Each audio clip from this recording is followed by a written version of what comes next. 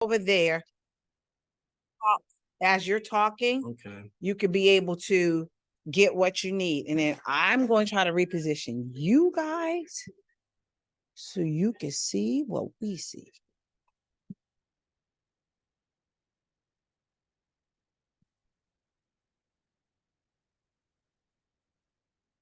Can you see what he has? Can you see? Guys, I gotta talk to me. Can you see? We can see it's kind of small though. It's like difficult to see. Maybe if the computer could be closer.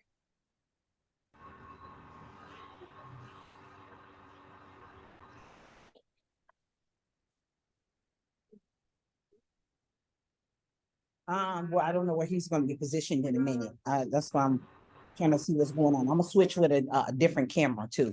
But I need to put one camera up here. Thanks, Mer. You can also join the call, ma'am, and then share the screen. Yeah, I know, but wait, right now, I just need to make sure he's all set up first, and then I'll switch off from you, okay? Thank you. Oh, I left my car open person and everything. Do I got some car keys over here?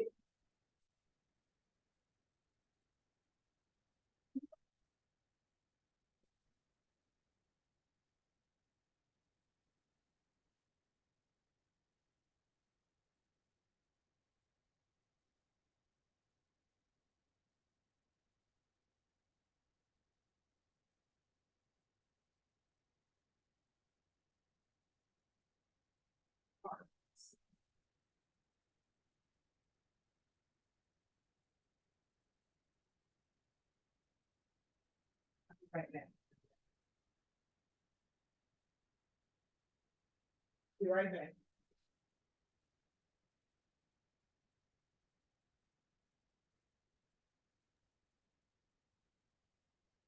If the light above the screen was taken out, it would make it easier to read. What's that? Oh, okay.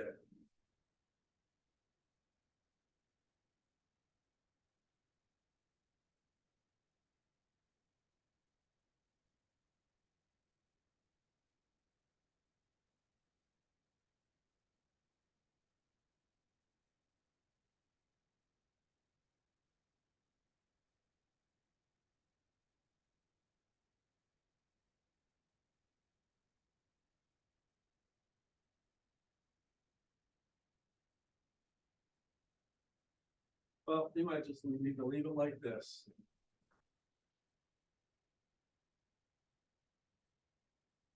And what's the times up there and the whole thing, huh? Which I don't see over here. I need help here, and it's just not.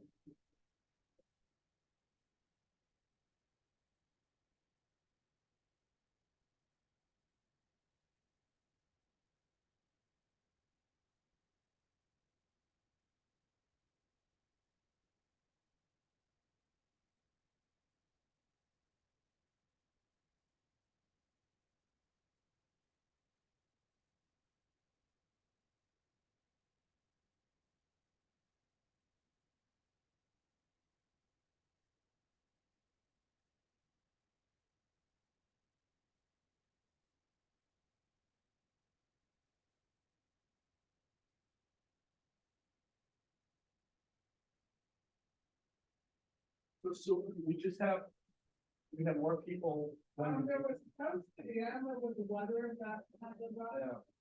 I think we're up to, well, I heard. One person I found. Yeah, not counting the people that were. Yeah. Plenty of food wrong. Are you reading? No. We got more food than we did. Yeah. We got some at once too, so. Only one person has responded saying they couldn't make it.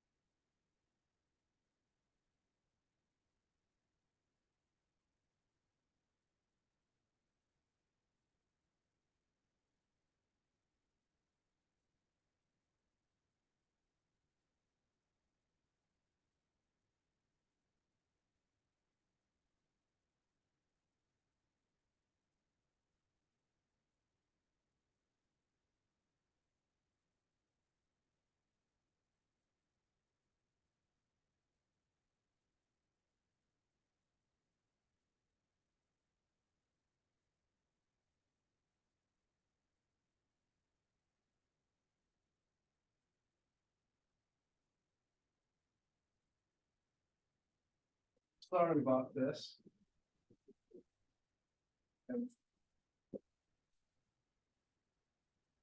You ready? Well, it's not working. Okay, can we just go with what you have already and we just make it work? That's what we have, yeah. Right, okay, okay. If I can't get the display to show the full screen up here. Let her know. You guys are ready? Huh? You said to let her know when we're starting. Okay, Are we starting yet? yeah, I think so. We're starting. Maybe.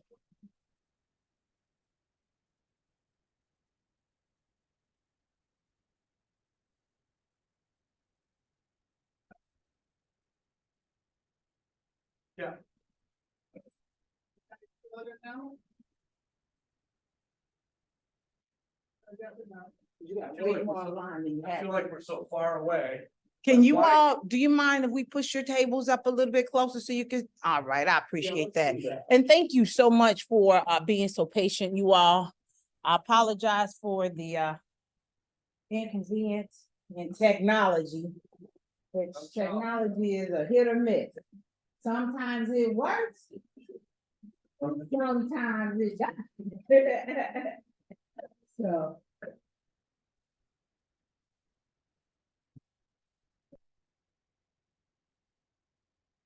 All right. It's gonna be all right. We got it. All right. Thank you for your patience, people. And Rick, if you can make that as big as possible, we can make it work.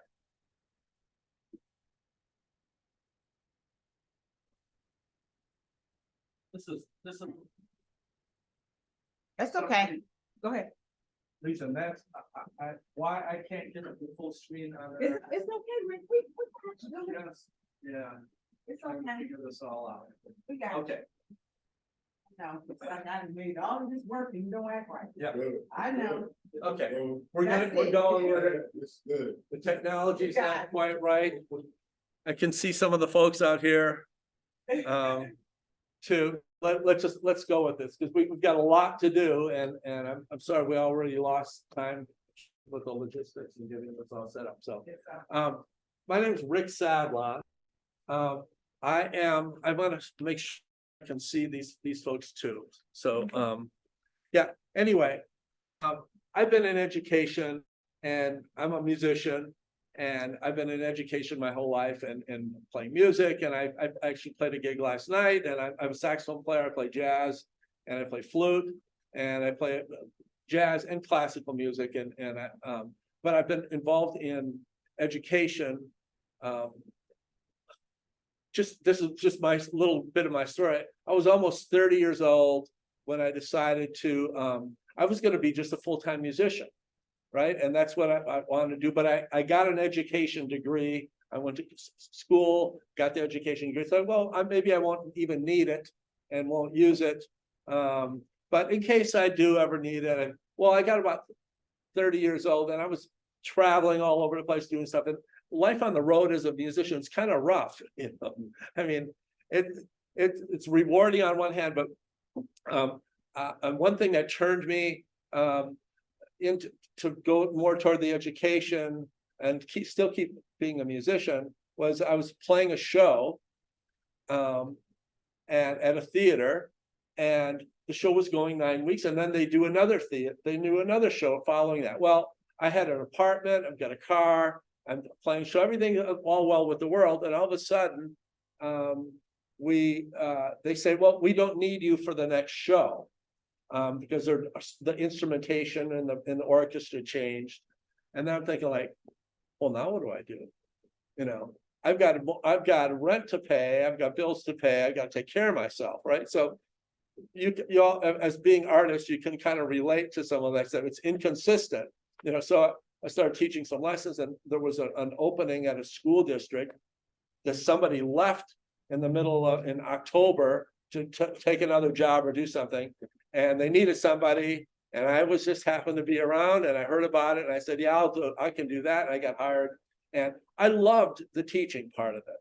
You know, I just loved, and part of that, and with all, you all as well, is that you love your art form, you love your music, your art, your painting, your sculpture, all this. You love being the creative on the one side, and but you love it so much that you want to share it. You know, like that joy, that creative process that you've got going on, that, you know, what brings you so much joy, you can share that with others, and you can see how much joy they can get out of that too. And I found that, you know, after being a musician, methodically, like learning, practicing, doing all this stuff, it was kind of a natural transition into teaching. And because, but teaching has its own set of skills and own set of rules and things that you need to follow to be an effective teacher. And that's what we're going to be doing a little bit more today, right? I'm going to go on to give you some chops. You've got a lot of experience with your art form. You're really good at your art form.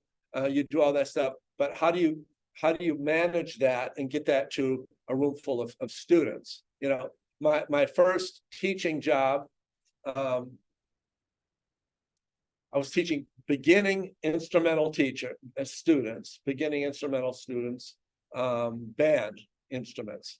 And I'll never forget, I was in, you know, it wasn't the greatest conditions and the greatest situation, but, you know, the kids would come in, I had to teach them how to play trombone and clarinet and saxophone and all this stuff and get them going and start a beginning band going on. But I would have to teach in like the basements of churches and the basements and where the nuns did their laundry and stuff like that. And it was cold down there, and I got paid by the student. So if a student decided to leave, that you know, because this isn't for me, I don't like the trombone. Well, I got to cut and pay, you know, every time every student left. And so I'm doing everything possible to keep those kids in the program, you know. So at the time it was a little painful, but when I look back at it, it was probably good for me. It built me, give me some chops. Like, how do you keep kids in the program? You know, because if the kid drops, I can't pay my rent because I'm getting a cut in salary every time a student doesn't want to continue in my class. You know, so a little bit rough that way, but I developed a lot of tools to help that out. That was the first job. And I remember calling somebody, said, I've got to get another job. The second job was in a high school, that one I just told you about, that I was, I'm relating this story for a reason, but I went in for the interview with the principal, and they said, this job is the chorus and the band. He said, do you do chorus? And I said, no, I'm not a choral person. I'm mostly instrumental. Although I could maybe do a little bit. I said, no, not really. He said, okay, we'll work that out. So the first day I walk into the class, into my class, and there's 7 girls sitting at the, around in the classroom. I walk into the class and I'm thinking like, who are you? What, you know what? And they said, well, we're the chorus. You're the chorus. I said, for one thing, I was thinking that principal told me I wasn't going to teach chorus. And the second thing, there are only 7 of you here. You know, so well, I said, well, all right, here we go. You know, and sometimes you just suck it up and you do what you got to do.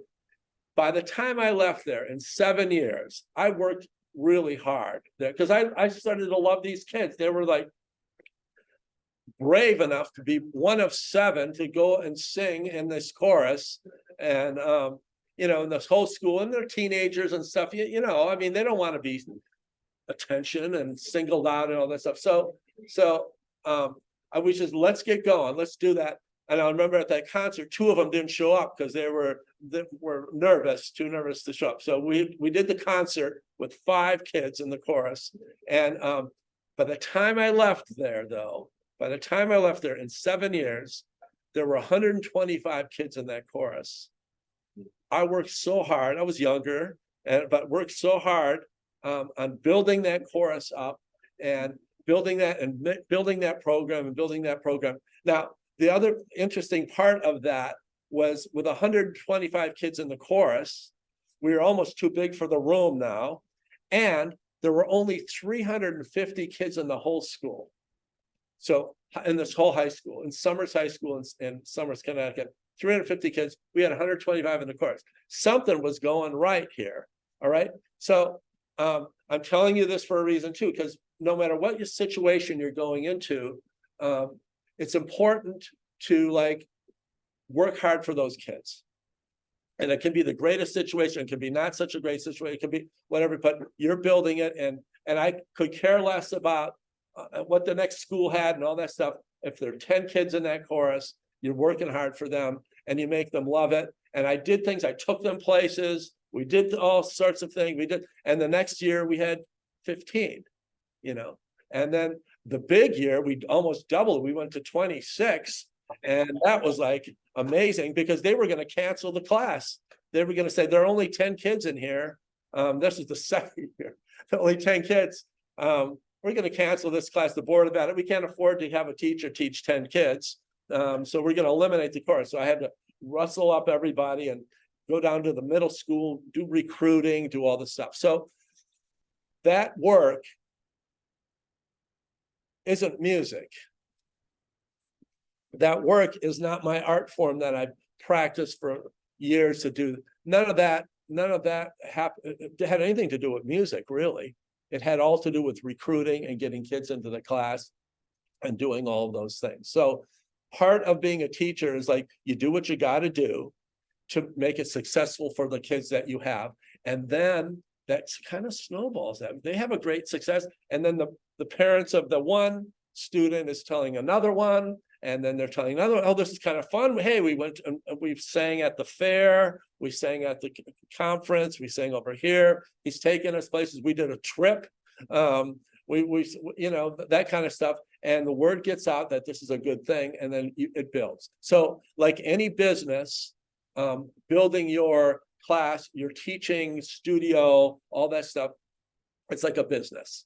It's like a business. You have to take care of that stuff so that you can do what you love and deliver your art form to those kids. And believe me, it paid me back 1,000 times what I put in. It's so rewarding. It's such a rewarding career. And to give those kids that experience.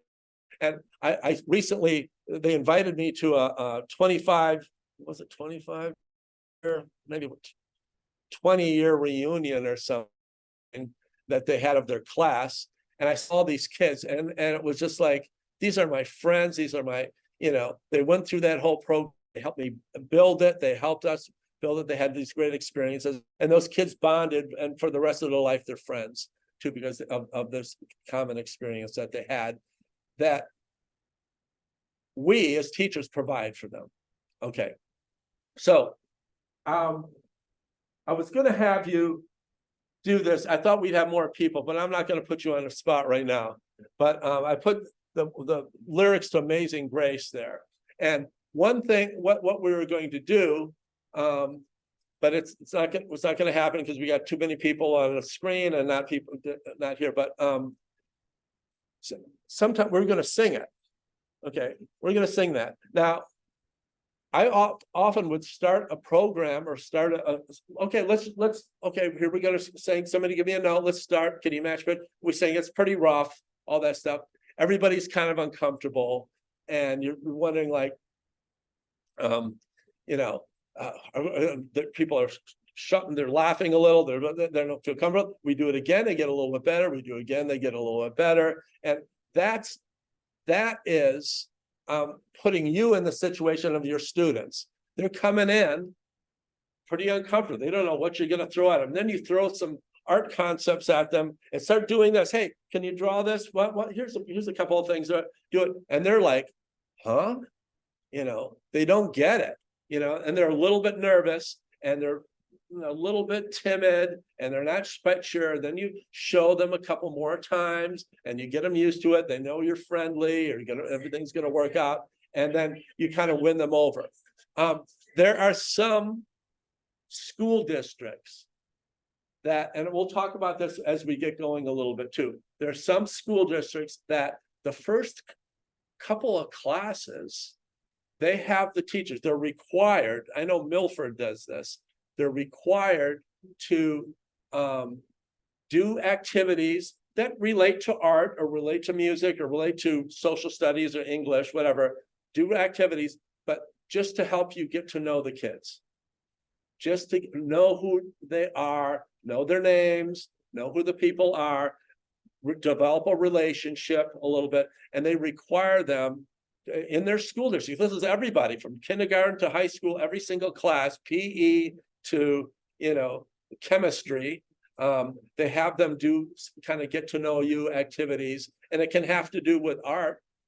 It can have it can have to do with music. It can have that subject, but they have to try to get to know the kids a little bit. So that's kind of important. And this exercise that I do sometimes just helps people like get into that situation a little bit. Now, I've got a logistical problem here because I've got to run over to the other side here to be able to advance my slides.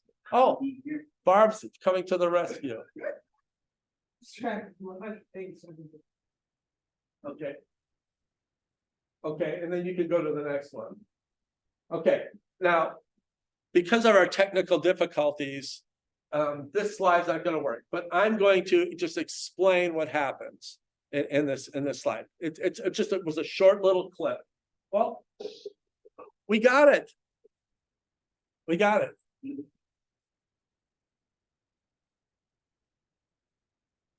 This is Kennedy High School from Waterbury.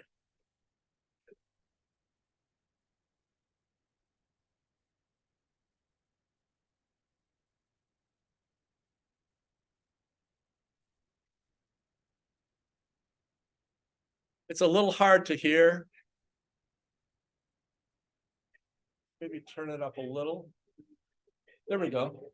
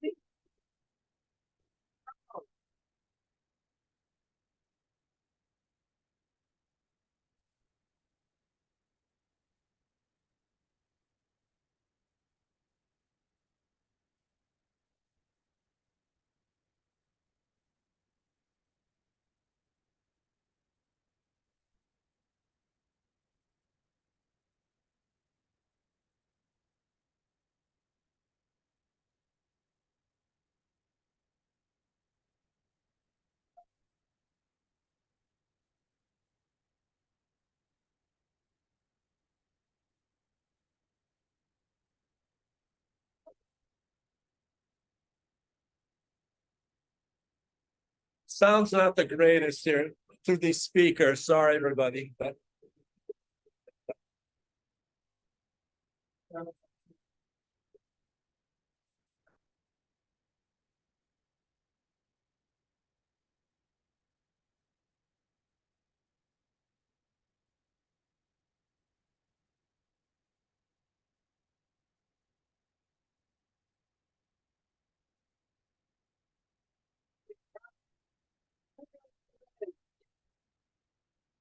let's see.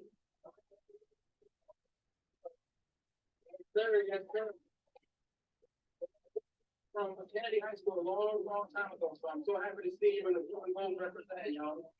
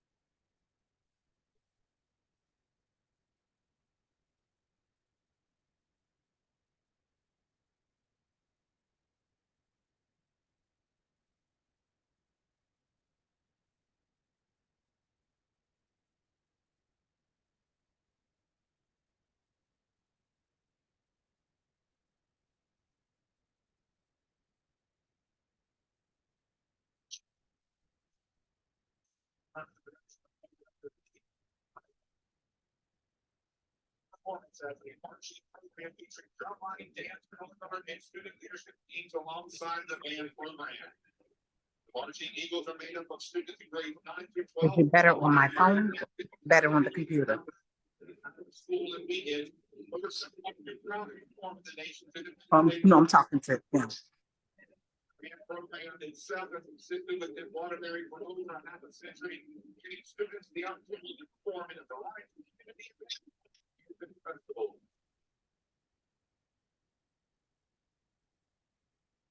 Okay.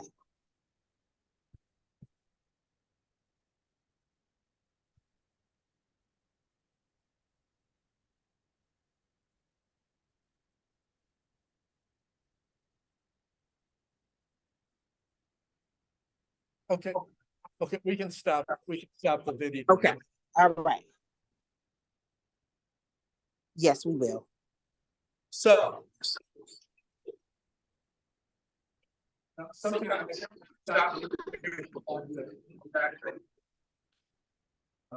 we can go back to the presentation, which is a little tricky.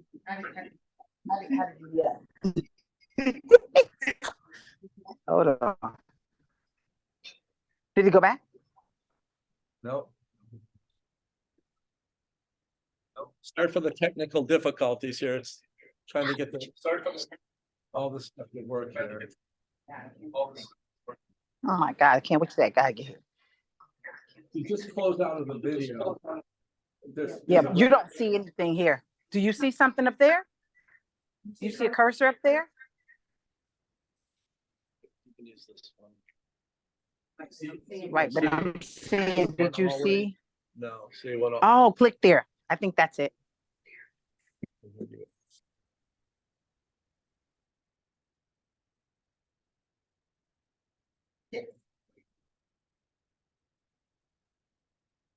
Okay. We'll get it. Thank you for your patience. We'll figure this all out. What did you see in that video? That this is about teaching, and it's about motivating students, and about inspiring kids, and it's about making kids love what you teach them. Okay, now I can also tell you, well, you heard Nick Drabick is the band director. They're all, that's what the kids were yelling, Drabick, right? They're cheering for their teacher like that. Okay, so I can tell you at the beginning of the school year, half of those kids, he said it in there, but half of those kids did not play an instrument. Half of them did never touched an instrument before, right? I can also tell you that, you know, they said in the announcer said, oh, the band program and the kind of has been going for this many years. It was a skeleton of what that is. It may be there were half of the amount of kids. It was not going what they didn't have those uniforms until 3 days before they left for Washington, D.C. They accepted the invitation to go to the National Independence Day parade in Washington, D.C. before they even had a band or had any uniforms. So they started the year by setting this goal way up there for these kids and the program and the parents, and they had to raise money and they had to get there and they had to pay for all that stuff. They undertook a huge goal for this program and took a little bit of a chance too. But I want to ask you what you saw from that teacher, what you saw in this video as it relates to being a teacher. What had to happen for that to happen? Just think about, throw anything out to me. What had to happen behind the scenes to show you what you just saw there? And I'll just take any, yeah, go ahead. Yeah. Definitely had to connect. Did those kids love their teacher? He had to earn that. He had to earn that. Okay, definitely connect with the kids, have a relationship with the kids. You can tell they love their teacher. Why do they love their teacher? I'll just throw that out there. Why do you think? How did this happen? They would anything for that. Do we have somebody on the? Yeah, there was definitely a lot of confidence building done throughout the the prep for sure. So they, the teachers instilling that much confidence in them, and while they're learning the skill that they don't know, definitely by the end they're gonna, be pretty connected with that teacher. Definitely, that was a life-changing experience for a lot of those kids. And I love what you said. What was your name that just said that? Chelsea. Hi. Hi. Chelsea. Hi. I really like the word confidence, because isn't one of the ultimate goals of what we do is to help kids be more confident in themselves and be more, boost up their self-esteem a little bit and make them feel better about themselves in life, whether they're going to be artists or musicians or actors or dancers, but to make them feel better about themselves. I guarantee you, when those kids have their 20th high school reunion, are they going to remember that? Yes, they are. This is a highlight. This is a transformative experience. What else had to happen? Thank you for offering that. We have connecting, we have confidence. What else has to happen to create that for those students? I'm looking for answers. Or hi, this is Raksha. I'll say patience. I mean, you should have patience. So the kids are really learning from you. They are new starters. So have patience and believe in them. beautiful, beautifully said. Thank you. I don't know, did you hear what? Whoops. No, just keep going. Okay. Having patience and believing in those students, because Nick Drabick, the band director, if you told, okay, you're going to take these kids and you're going to bring them to Washington, D.C. in a few months and march in the National Day Parade. I mean, if he doesn't have confidence in his kids that he can deliver this. Now, do you think the kids in the band at the time, there were only half of them there that didn't play instruments. We're in a fire station here, so sometimes there are fire announcements going on. Sorry. But those kids, he had to have confidence in them, and he had to have a lot of patience, because he was starting kids that never held an instrument before. And he's got to get them to look like that during the course of the year. Okay, so a lot of patience. You are going to need a lot of patience to build your program, to be able to deliver life-changing experiences, which you have the power to do, by the way. You have this power. You're the teacher. You have the power to make some of these experiences memorable for a lifetime for the kids. So don't underestimate your, I'll use the word power, but your influence on some of these kids. on multiple levels. These kids love Nick Drabick there, but he's working really hard. And one of the reasons I'm answering one part of my own question here. I mean, they see how much he cares about them, and that goes with the connecting with the kids. He cares about those kids, and he said in the video, "I love you guys." You know, we have trouble saying that to our wives and our husbands and our partners, right? So, I mean, really, he's saying that to all these kids, like, we've been through a lot. I love you guys. You know, that's pretty powerful. It's pretty powerful. Maybe they don't even hear that from their parents, right? So give me one other thing that might have had to happen for this to take place. I'm asking you to think a little bit more here, but I could give you some more things that had to happen, because a lot has to happen here. But we've got really 3 great things. So how about something else? Somebody else ended up like placing trust as the most important thing. That's got to be the starting place.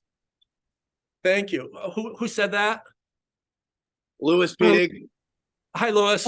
Also on the iPad. Somebody has said it before me. That's Oh. me. Hi, I'm iPad 3. My name is Connie Manna. Hi, Hi, I'm Connie. an after-school art teacher for a Norwalk Housing Authority. I teach. I'm actually the art coordinator. I have 4 artists under me, and we work at 4 different learning centers. But I did have to say the kids have to trust you.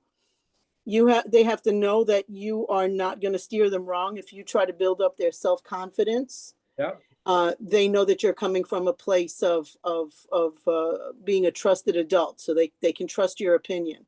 And I had it's funny because I had a student come into the class last week, and I said, "What is the first thing I'm going to tell you?" And one kid just said, "You're going to tell us you love us." And I'm like, I never told these kids that I love them, but Yeah. I guess that's the feeling they get from me, which was it just warmed my heart. I was like, well, yes. And, because I don't want to say, no, you're wrong.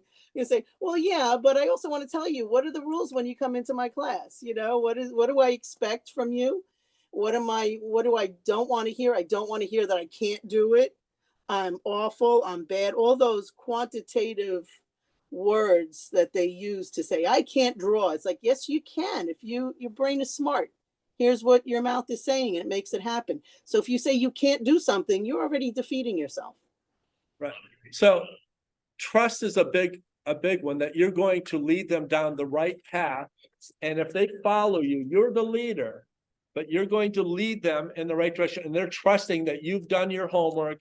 You've done all the stuff. Now, these kids are trusting their band director, and they're trusting you as a teacher to take care of all that business behind. He said in that video, I've been a little cranky lately, right?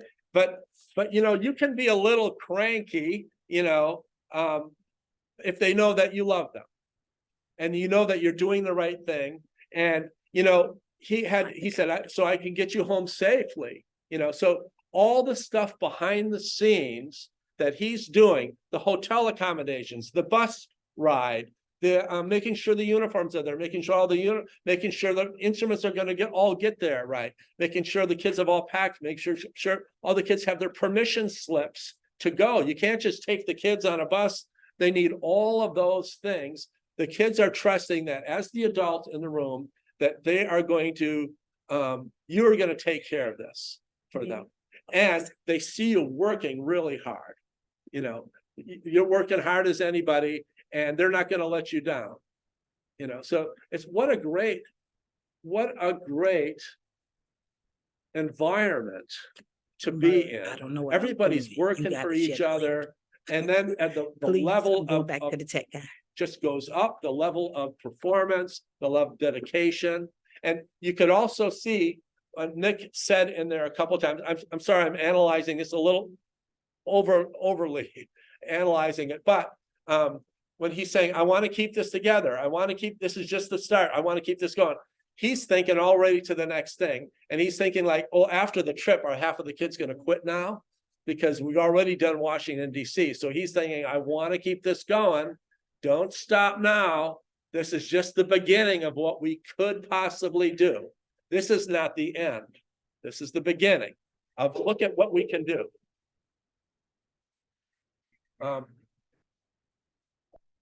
Okay. Thank you for all of your input there and all the characteristics that you just said. We could go on and on about this, but all those characteristics are things that you have to own.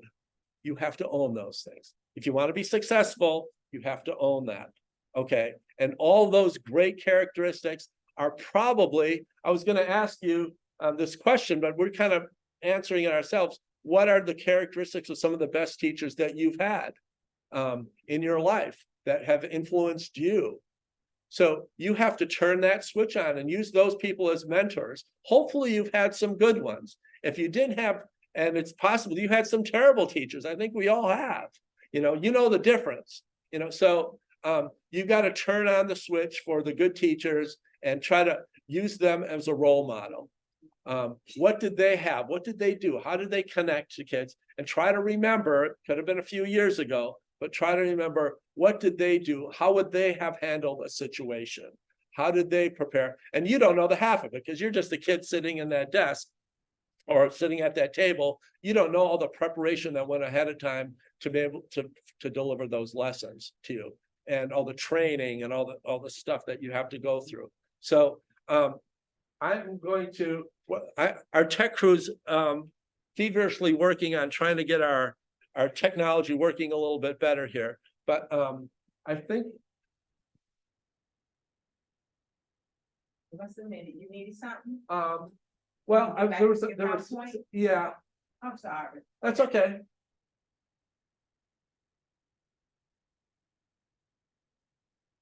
I want to take some questions. Yeah. You have some Yeah. hands raised online, by the way. Oh, did I can't see the screen very well. It's on just on like a tap. So somebody got, Does somebody have a question? Like the little. I guess. Anybody got a question online? All right. Okay, this is what I'm going to have you do right now. Okay, on a piece of paper, a tablet or something, or just jot it down. But with your students that you have this fall, in 5 years now, what do you want them to remember? What do you want them to remember and be able to do in 5 years? Okay, think about that, because they have a lot of teachers, a lot of stuff has gone on in 5 years in their lives, but what are they going to remember about you? If they see you on the street, they see you in the grocery store, they come across you, what are they going to remember about your class? Okay, write down a couple of things and then we'll share that. Take like 2 minutes to do that. But this is all about, well, just do that. What are your priorities is what I was going to say, about what you would like them to remember about your class and their time with you.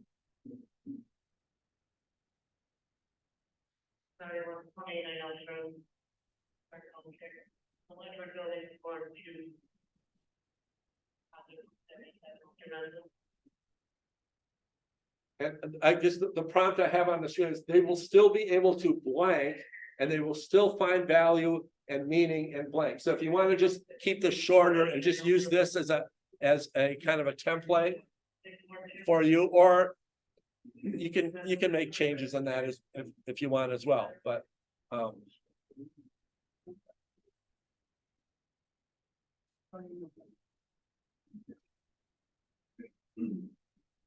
okay, we'll just take 1 more minute.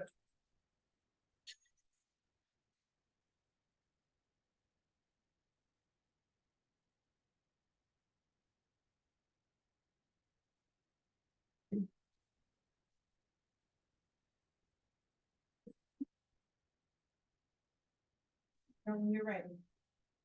Okay, so let's get some responses from the audience here, from the class. What would you like your students to remember now in 3 to 5 years about what you're teaching them? Anybody? I can't see on the screen. So if you were going to raise your hand or something, I can't always see that. So just go ahead and say it. What would you like your students to remember in 3 to 5 years? Big ideas. Yes. How to draw. Okay. The basic skills of drawing, right? Okay.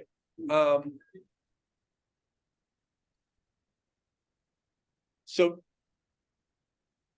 as you're teaching that, okay, these are your priorities. So you're going to give them some basics of, and really, those are going to be your priorities. So when they're done in 8 sessions or 12 weeks, whatever you have them, some fundamental fundamental concepts of drawing, fundamental elements of art, or elements of design or something. There's going to be a couple things. You can't teach them everything about everything, so that's why when you're figuring out and setting your lesson plans and all that stuff, make sure you set some priorities and don't try to do too much. But you're going to draw, and then the first class is going to be one aspect of drawing, the next is another, then you put those two together, then you do the third one, then you do the fourth one, but they're all going to be around drawing and on their building skills and that stuff. What about something else? What are they going to remember? So when they see you at Stop and Shop, in 5 years, you're going to say, I can draw because of you. So I can do that. Okay. Well, what about something else? I teach like senior college students, but for sure my students are gonna remember kind of like I have like a kind of tough love approach, but it seems to be working well. I actually had a moment last week where my seniors gave a crit on a presentation to a sophomore, and I literally didn't have to speak. They reiterated everything that I would have said, and it was like that moment of they literally, like, that everything sunk in and that they were actually learning and that they would actually be successful when they graduate, because it's all, it's actually getting through. But my approach is a little bit, all the things that they called out in the other students' presentation were exactly the things that I would have called out, but it is a bit like, tough love sort of working. So one thing that they're going to remember, maybe, I'm putting this all together in this context, is that may remember that presentation where they actually had to stand on their own and pull all those things that you taught them together. And you know what's a really great thing is when you see them like saying what you would have said, they've got it. Yeah, it was beautiful. Yeah, they were listening. They got it. And you know what? That is a good technique to use for at the end of your class, let's say, when you're trying to figure out what did they retain and what didn't they, have them, there's that saying that teaching it helps you actually learn it. You learn it better when you're teaching it, because you have to go through all those steps again. And but those students and your students, perhaps at some point they help each other, or they do a lesson, they teach a lesson. And so they have to use, and then it's interesting to see that they're using the same techniques that you were using them, and those are going to go in there. So that's actually a really good technique, is to do it. And then, I mean, if they didn't do that and they were scrambling around, that they haven't been listening, Yeah. They didn't get that. And then, but the fact that they did, and they're recycling this, information in their own words is like, that's a really good assessment. But by the way, we're going to talk about that a little later, but that's a really good way to check to see if they understood it or not. So what's something else you want your students to remember in 5 years?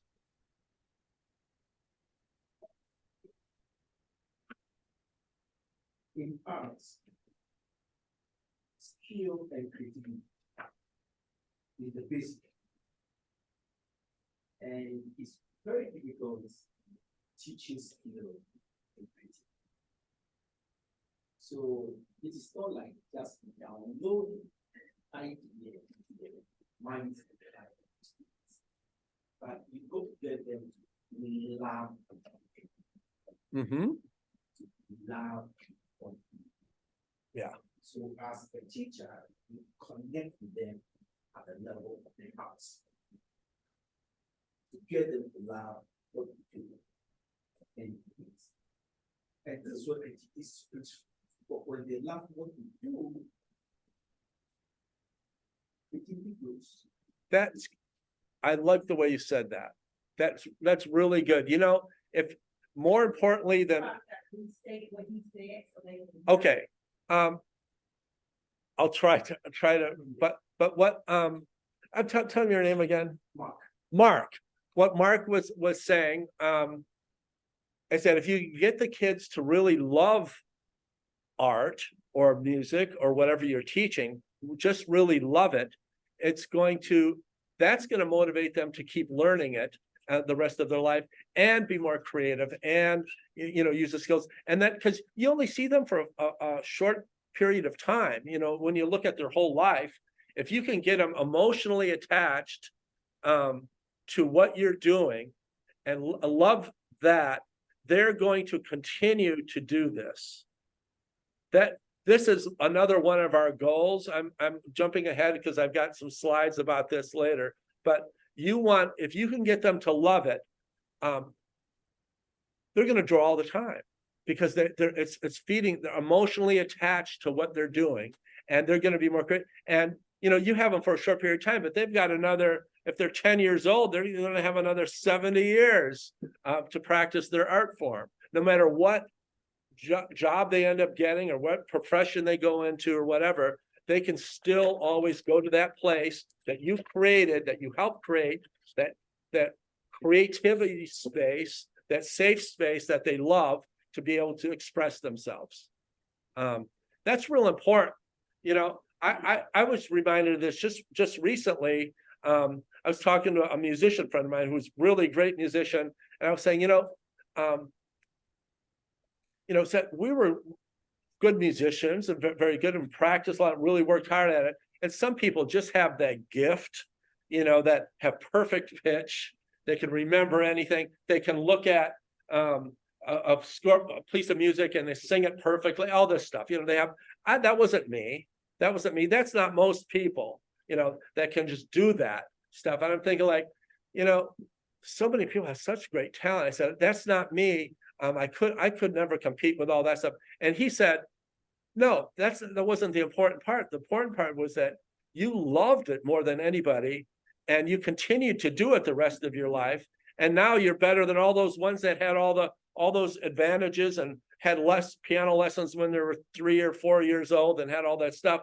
But I just loved it, and I just can't get enough of it. To this day, every day I'm playing music, and every day I'm listening to music, every day I'm being creative, every day, every single day. And if I miss a day, I feel bad about it. I have to do it. It's just part of me.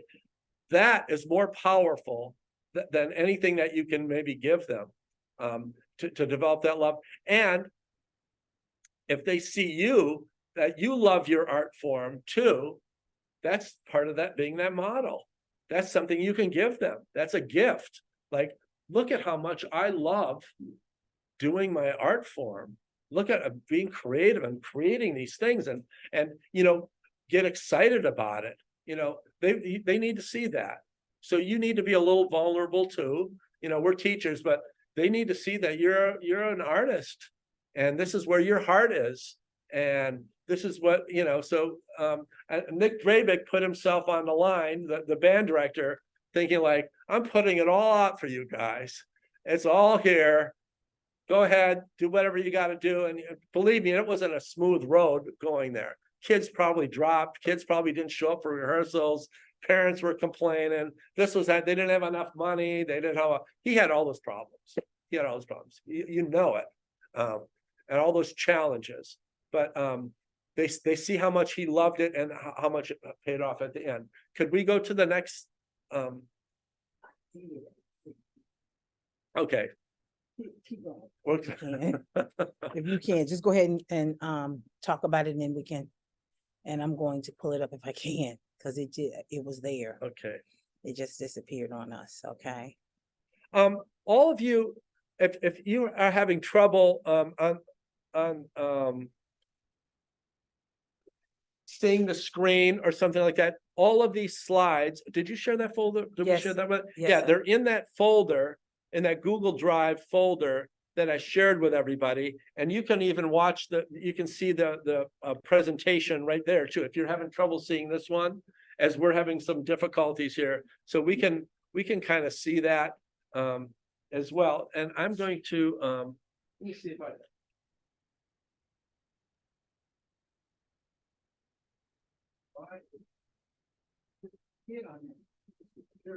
Right.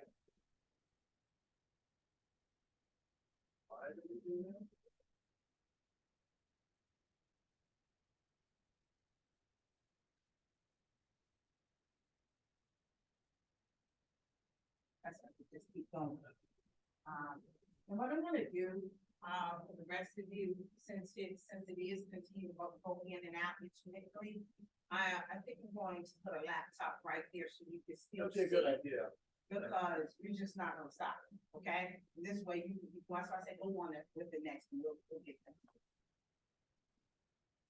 Miss Sue, can you use that other laptop, open up the PowerPoint and bring it over here so they can see while he's trying to do that? Huh? Yes, ma'am. This one is not as, the battery's not. Oh, you know what? What's wrong? HDMI cable got picked out. Oh, you got kicked out? Bang, bang, bang. Ah, okay, never mind, Miss Sue. Okay. Everything's happening. Today, the cable got, it's loose. The cable into the wall for the HDMI got kicked out a little bit, so the thing went off. Okay, this is what I would like you to do now. Take a few minutes and get your own, even if you've been teaching a long time, you've got all this stuff to go sometimes, and you might even have this someplace, but I think it's important just to get our priorities and your mission and your goal down a little bit, to write your own personal mission statement. It's like affirming that what you believe and what you're going to be doing. So He's on the you're sample do personal a mission. sample statement. mission statement. I'm going to give you like not a lot of time, maybe 5 minutes or 10 minutes or something like that. But these are some samples of that, to positively impact the life of every person I encounter. I mean, that's a big one, but let's use it a little bit more specific to arts, like to create new opportunities for young people by encouraging their engagement in the arts. Okay, this might even be something you put on a resume, but what do you believe? What is your mission for this year, or as an arts teacher? And it doesn't have to be just one sentence. It can be like a couple sentences. To encourage, this is another sample. I guess you could use these because they're decent, but make your own. To encourage and equip others to live the meaningful lives they want to live by providing positive opportunities through arts education. Okay.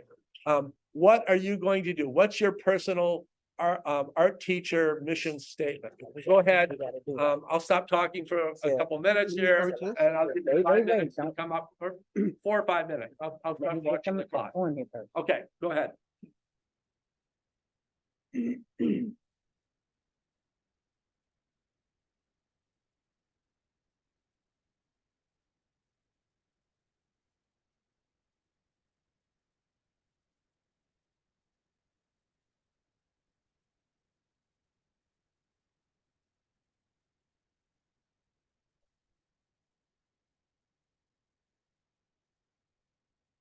You guys, be prepared to share these too. We're going to share these with everybody because if we hear something good from some one person, we can take it and use it. You know, so these can be changing, but we're just going to get you started with a couple of statements about what you want to accomplish and what your value to students is, what your mission as an arts teacher.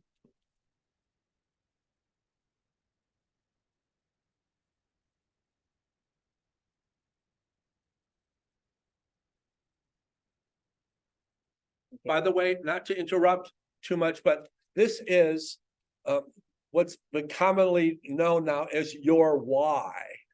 This is your why. Why are we doing this? Why are you doing this? This is your why. This meeting is being recorded.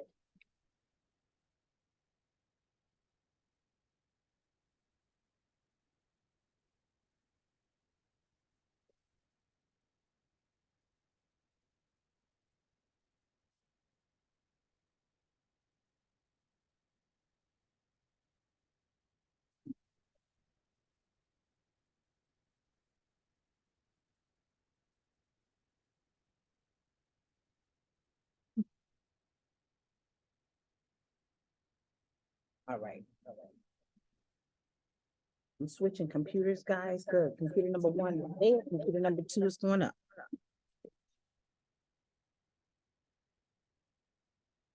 Let me know if you can see the screen.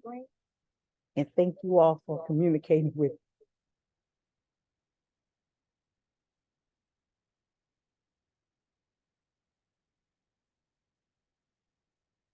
Can you see the screen on computer number 2?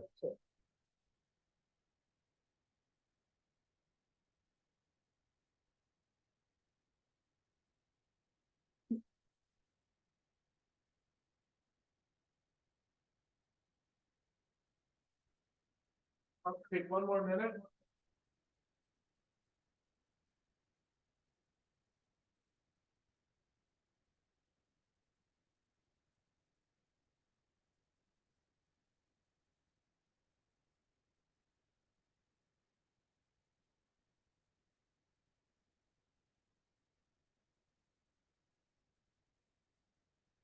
Before this computer died, someone said, my mission is to empower my students to help them become so confident that they can turn out negative self-talk as well as the criticism of others in order to achieve their goals in life.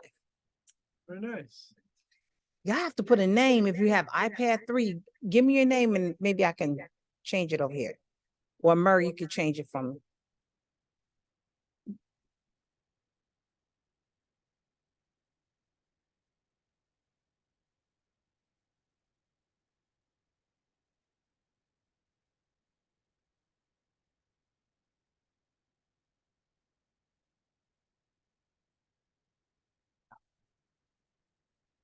Okay, let's share.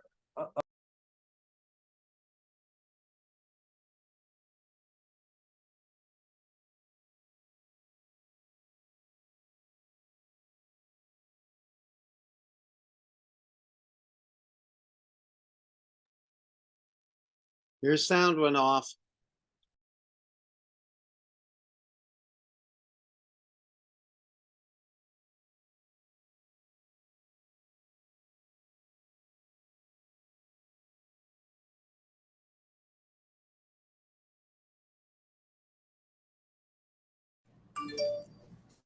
How's that? Better?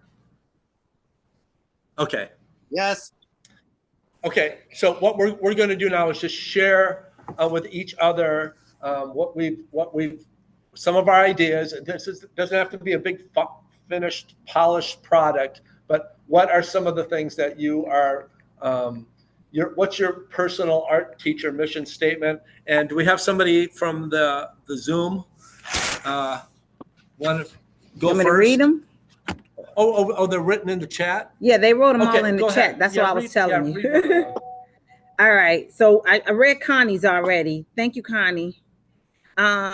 Michelle said to create a generation of people who are in touch with their bodies and minds, who have social emotional skills that allow them to self-regulate, who are caring and compassionate to themselves and others. So, what do you teach? I did that one already. Who was that? Michelle. Michelle, what do you teach, Michelle?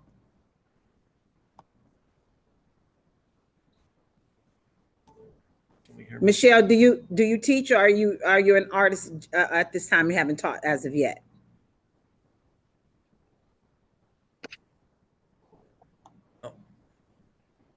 Can you hear us, Okay. Michelle? She says she teaches yoga. Oh, yoga. Okay.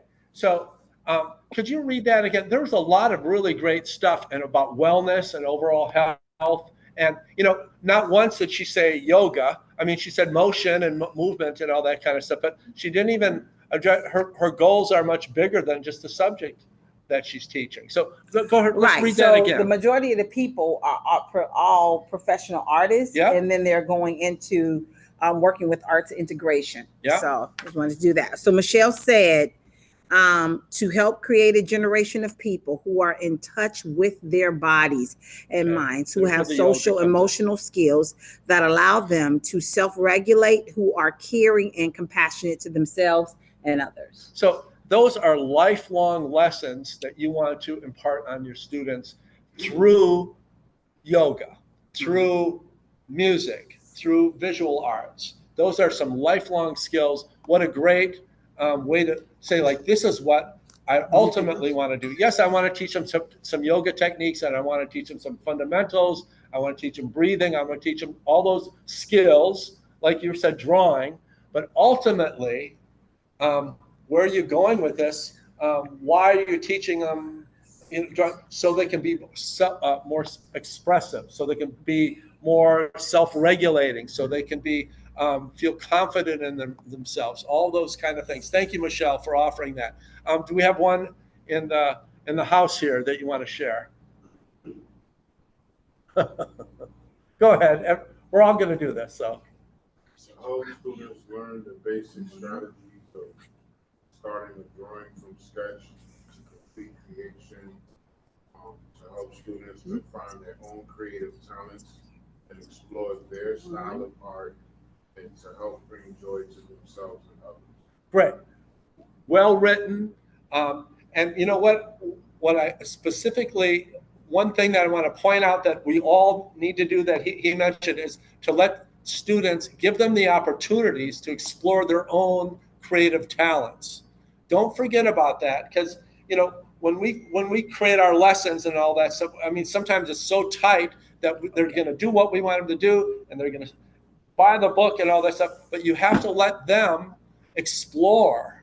You got to let them create. You got to give them some freedom within that structure to do so. Because if it's all color by number, they're not going to develop creativity, right? So, but it's our responsibility in our lessons as we create that to allow students to discover their creativity. So how do we do that? How do you have to create those opportunities and give them choices, and give them those are the kind of things that you have to let kids explore for themselves a little bit. We're going to talk about that in a minute too, but that's a great one. Somebody else from the Zoom call. Okay. Alicia said, this is Alicia Boyd, and I want to encourage others to express themselves freely through different art forms. Okay, again, you're encouraging students to express themselves. You're encouraging, so that's not as easy as it seems, because you have to create that environment. Nick Drabick, I keep going back to our friend Nick he had to create that environment, that relationships, all the stuff that he had to do. He had to create that world for those kids to thrive in. And then before you know it, they're playing an instrument. They didn't play an instrument before before I'm playing trombone. Listen to me. Now I'm marching in a parade in Washington, D.C. He had to create that environment. That's big. That's big. That's what we do. That's what we do. Okay. I'm trying to change your mindset a little bit from just like, okay, we go in and we teach kids, but think about creating opportunities. Create opportunities for students. How about somebody else? Go ahead. To inspire skills and creative abilities in young people by encouraging them to desire and love what they do. Yeah. If you can do that, you win, and the students win, and the students should be glad to have you in their as a teacher. If you can do that, so we're not going to go through everybody's here, but did you all hear what he said? So can you say it again? To inspire skills and creative abilities in young people by encouraging them to desire and love what they do in the arts. To inspire and encourage skills in young people, Yes. to encourage them to love what they do through the arts. Okay. Yeah. I got it. You guys, these are really great statements. All of you have really great statements. Keep working on that, and this is your why, and keep revisiting that when you have a rough day, the kids aren't cooperating, you're having a rough day. Go back to your core. Go back to that core. That's what we're here for. And I didn't give you those words. You came up with those words yourself. So you're in the right place. Your heads and hearts are in the right place. You just need to make sure you don't stray from that. Keep on the track and go back to that statement. We're going to go to the next slide, and I'm going to run over. All right. I'm sorry. I'm trying to keep you going. Can you all hear me now? Just want to make sure. Yes. Okay. Thank you so much. Can we get these links to work now? Go ahead and try it. Okay. Let me set it up first. All right. Okay. If possible, if this all works, and if not, I'll try to paraphrase, but we're going to try to get this video working. There's a saying out there that 80% of what you teach is who you are. 80%. That's a lot. Is who you are. It's not what you teach them. It's not the concepts of drawing or yoga or dance or theater or music. It's who you are as a person. That's pretty powerful. 80%.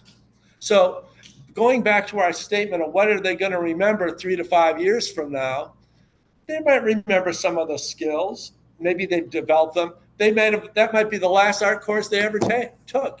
That might be the last music class they're ever going to take.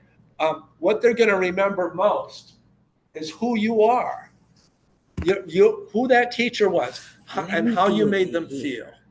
Okay, that's what they're going to remember. Now I'm going to try to run this video and hear the guy who actually came up with the law of 80% of what you teach is who you are. Let me see if we can get this going. If we can't, we'll move on. Okay, we'll be good. Yes, no.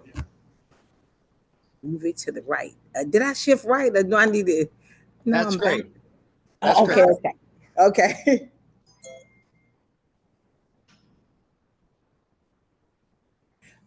Make it bigger. Open pedagogy. There aren't very particular ways we're supposed to work. So I wouldn't say there are sort of definite rules you have to adhere to, but there is one law. Do you want me to do it on my phone? The law of 80%. The law of 80%, that 80% is a made-up number.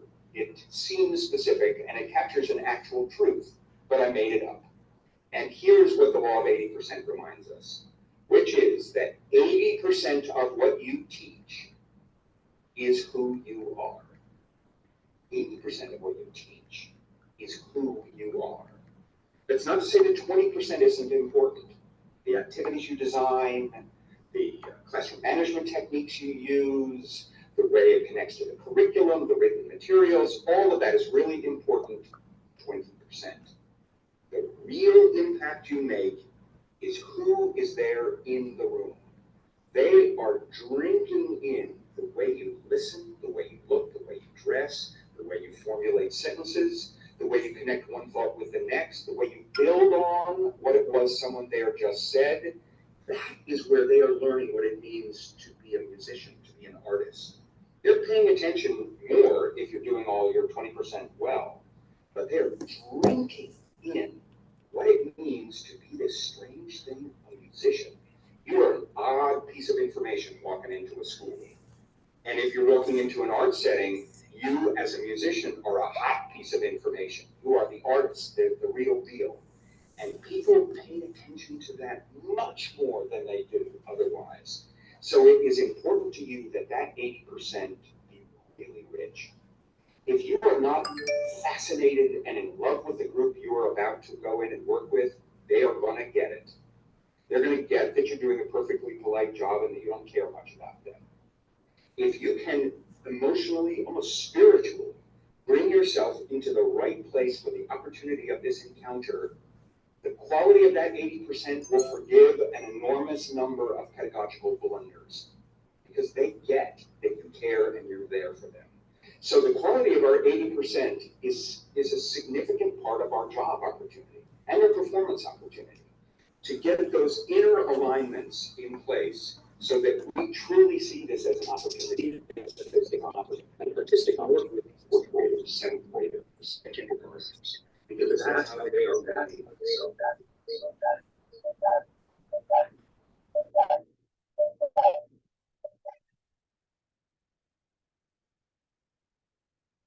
Now you want to switch.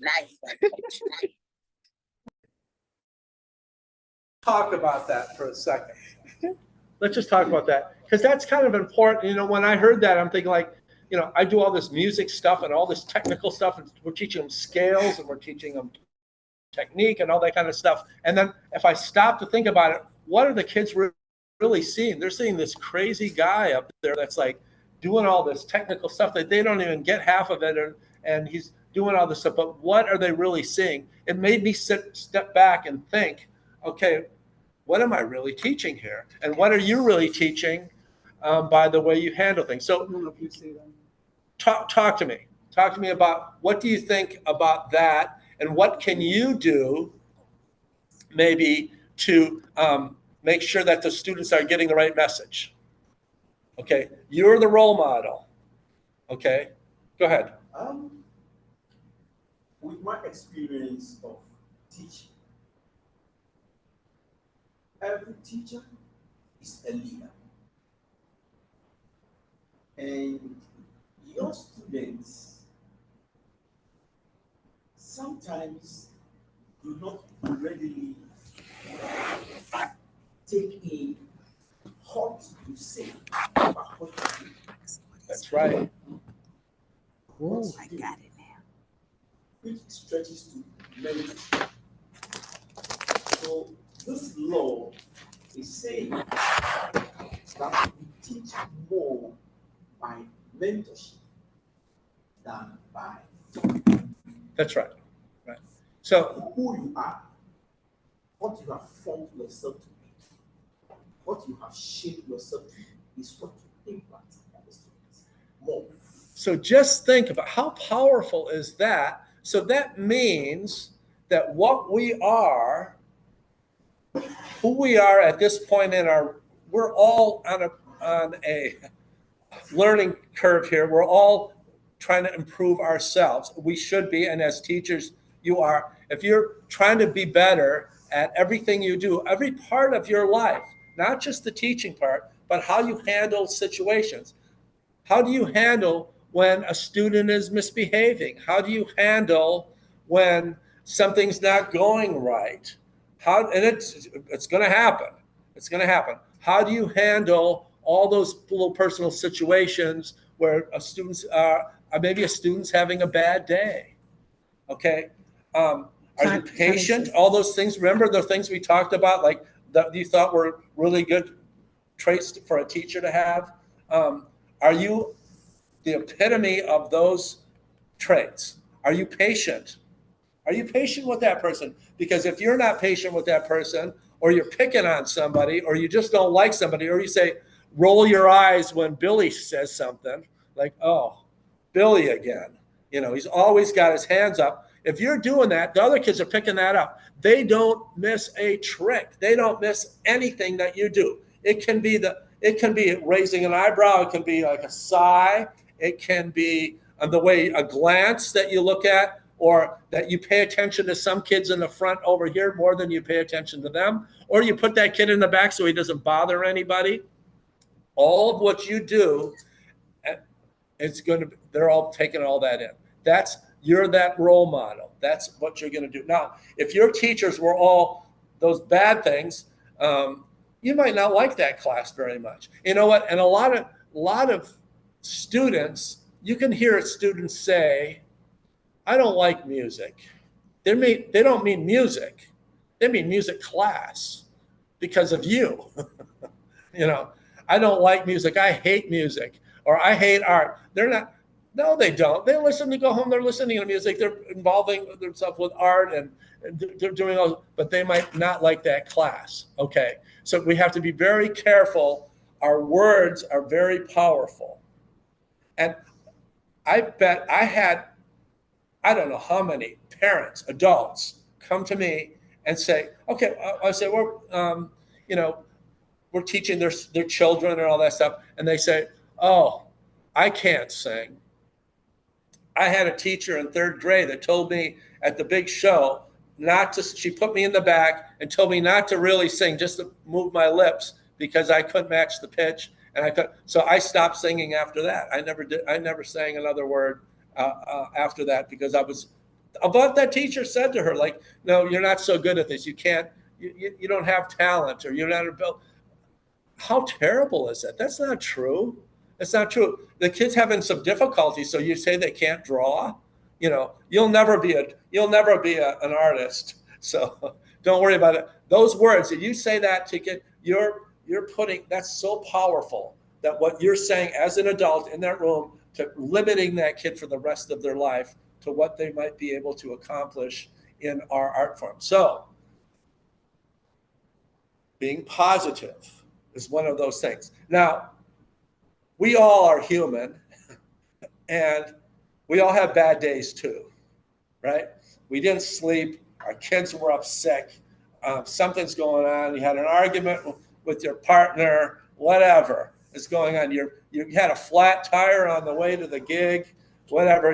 You're miserable, right? You don't feel quite right. Maybe you got a cold coming on, whatever. Do we have any theater people in the audience online that work in theater or drama?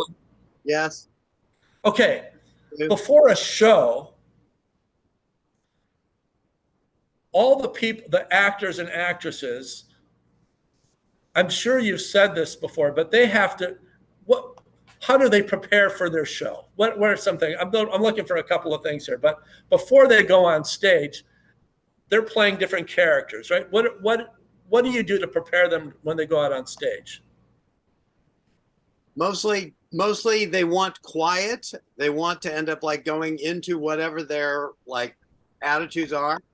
My most famous one was Julie Harris, who ended up like coming 3 hours in advance of the show and would go in and read the newspaper as the person she was going to be playing that night. Don't ask me why, but that was her method for preparation. She wanted to basically internalize her thoughts and create her like vision of the world by looking at the world through the newspaper. That was a perfect answer. I couldn't have scripted that better. Okay. So they're getting into character, right? They have to, that actress comes in 3 hours early to try to get into, before she goes on the stage to portray that character, she is that character. She's living. You hear about actors and actresses when they're doing movies, they live that role. Okay. When you go in front of a class, you're an actor or an actress in a way. Forget what's going on in the rest of your world. Now you are a teacher, okay? Do not bring that into your classroom. I know this is part of being a professional. You leave that stuff outside. You know, you're having a bad day. This happened, and Mr. So-and-so's having a bad day, so he's really grumpy and he's not talking to, and he just gave us a movie to watch today because he doesn't feel like teaching, you know, or something. No, you leave it out there and you turn it on. You turn on all of those characteristics, those patience, this connecting, that loving your kids. You turn that on when you go into that classroom. And if you think about it that way, before you step into that classroom, before those kids come in the room, all that stuff, this is it. You're transformed. You are Mr. Teacher, Mrs. Teacher, Miss Instructor, Miss Art Instructor, you know, and all of the professional things that you need to, you know what, when you go into a doctor's office and they're doing some procedure on you, you don't want them to start complaining about the argument they had with their kids before they left. So no, it's professional.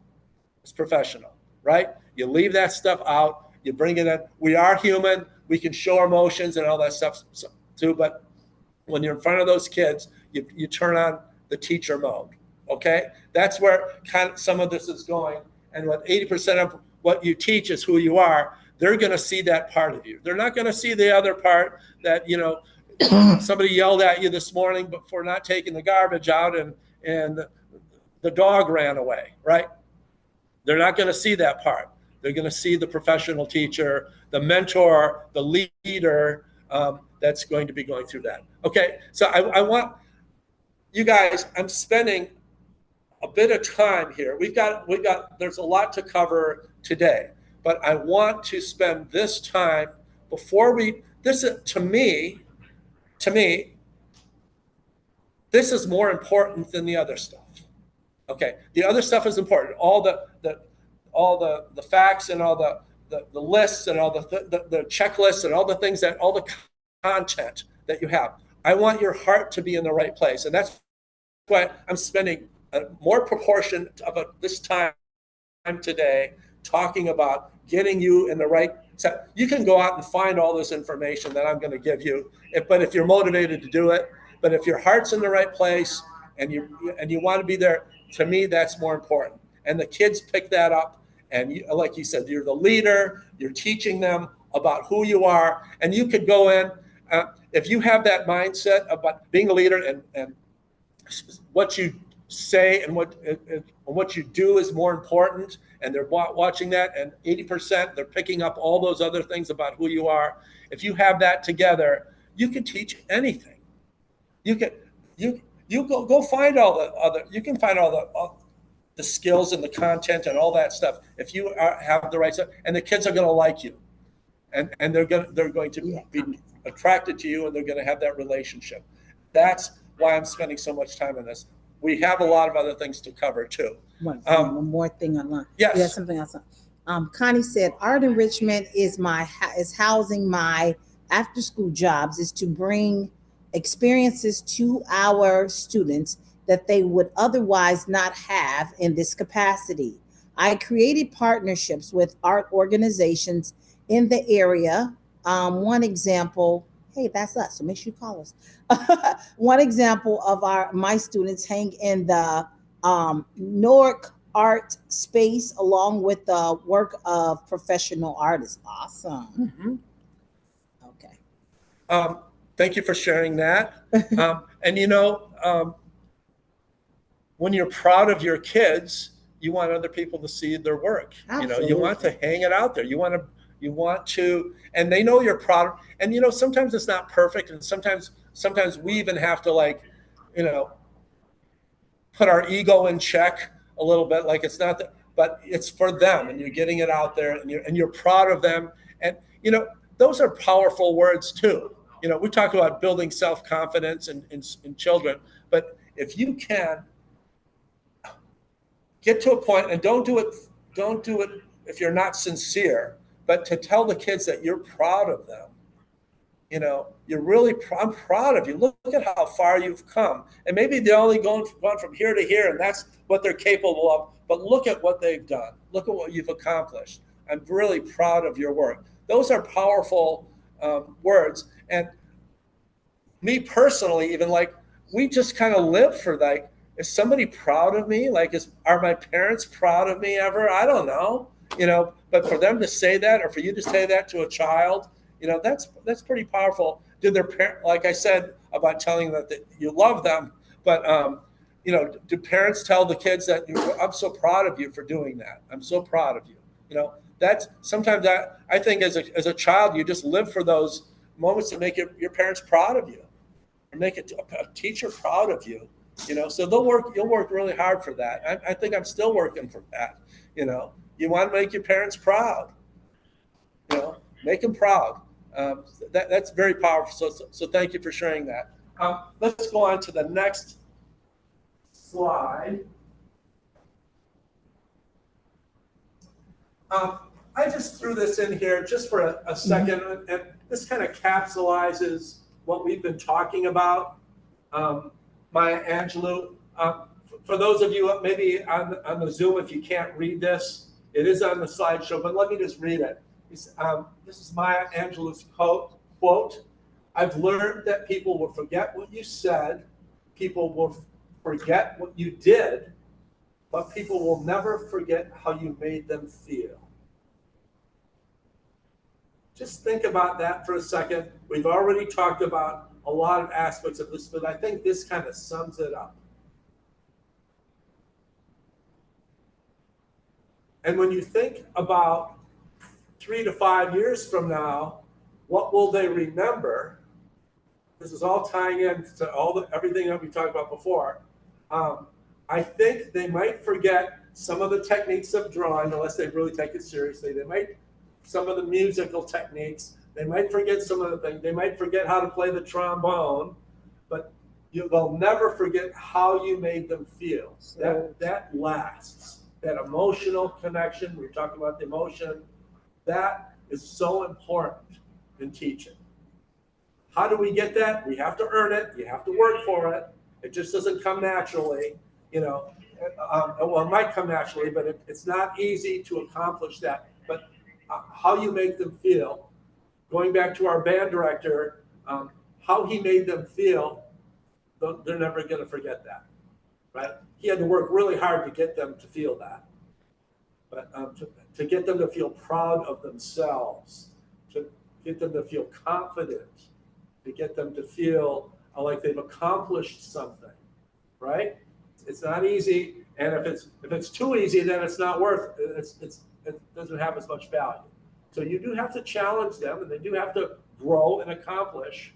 But when they feel that, then they can transfer that over to other things in their life, and maybe help other people feel that way too. Okay. Yeah. I believe those who sell items use this method. Yeah. Example is commercials on our TV. You may watch a commercial with a lot of words spoken already, but how the commercial makes you feel is what makes you buy the products. That's right. Yeah. So many years or months or weeks or days later. Yeah. So, but how the commercial makes you feel. That's right. That's right. What Mark was just saying is that in commercials and in selling products, it's how that product, what's associated with that product and how it makes you feel. If Coca-Cola makes you feel alive and fresh, refreshed, they try to sell that emotion. That if I drink a Coca-Cola, I'm going to feel happy and young and free and fresh, or whatever their logo is, you know, alive. If I buy this car, if I wear these shoes, if I listen to this music or whatever, they're going to they want to grab your heartstrings too. They want to grab your emotional. Absolutely. And then you associate that feeling with the product. Yeah. And they associate that feeling with you, and you're the teacher, you're the product, right? I feel safe here. He likes me.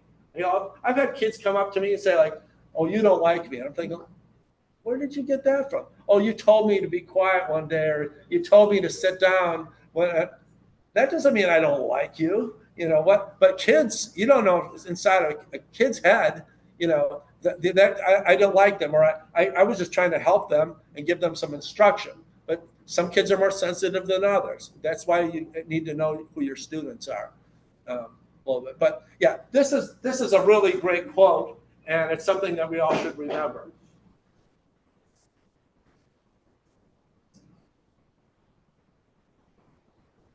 Okay, so we spent a lot of time already kind of establishing, getting the groundwork set, which I think is more important than all these other things that we're going to be covering, but we also are going to be covering these things today. So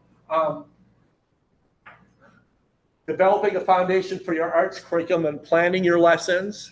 Now, think about what we talked about so far when you're doing your planning and work that in. We'll talk about that. The social emotional learning. Somebody on the Zoom call mentioned the social emotional connections that they're making. We're going to talk about that and build that in to your lesson.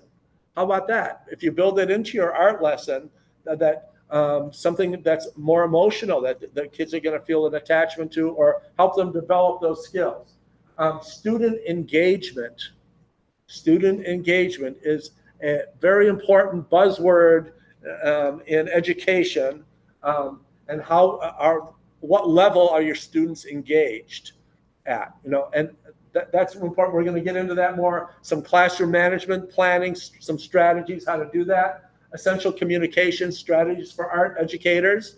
We're going to be doing some of that and showing you some, and then talking about some art integration and interdisciplinary connections as well. So, like I said, we've laid the groundwork, but I've been talking a long time, and you've been sitting there a long time.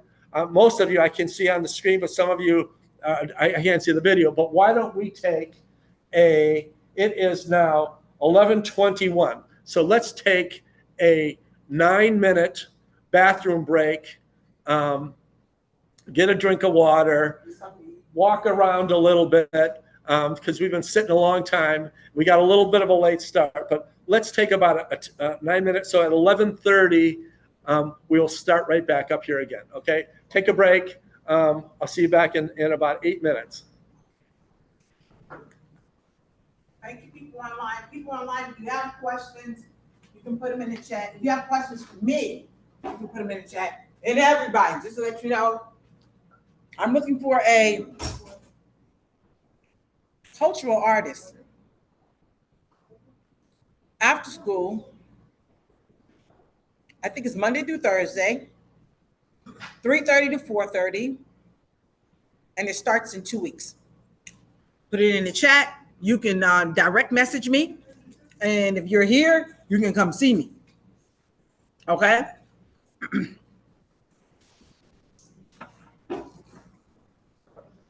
We're on a roll. Yeah. It was kind of a rocky start. That's okay. Well, you know okay. what? It happens to me no matter where I go. You know, the technology, it doesn't work. The connector doesn't work. They got a different HDMI system. They got a different, or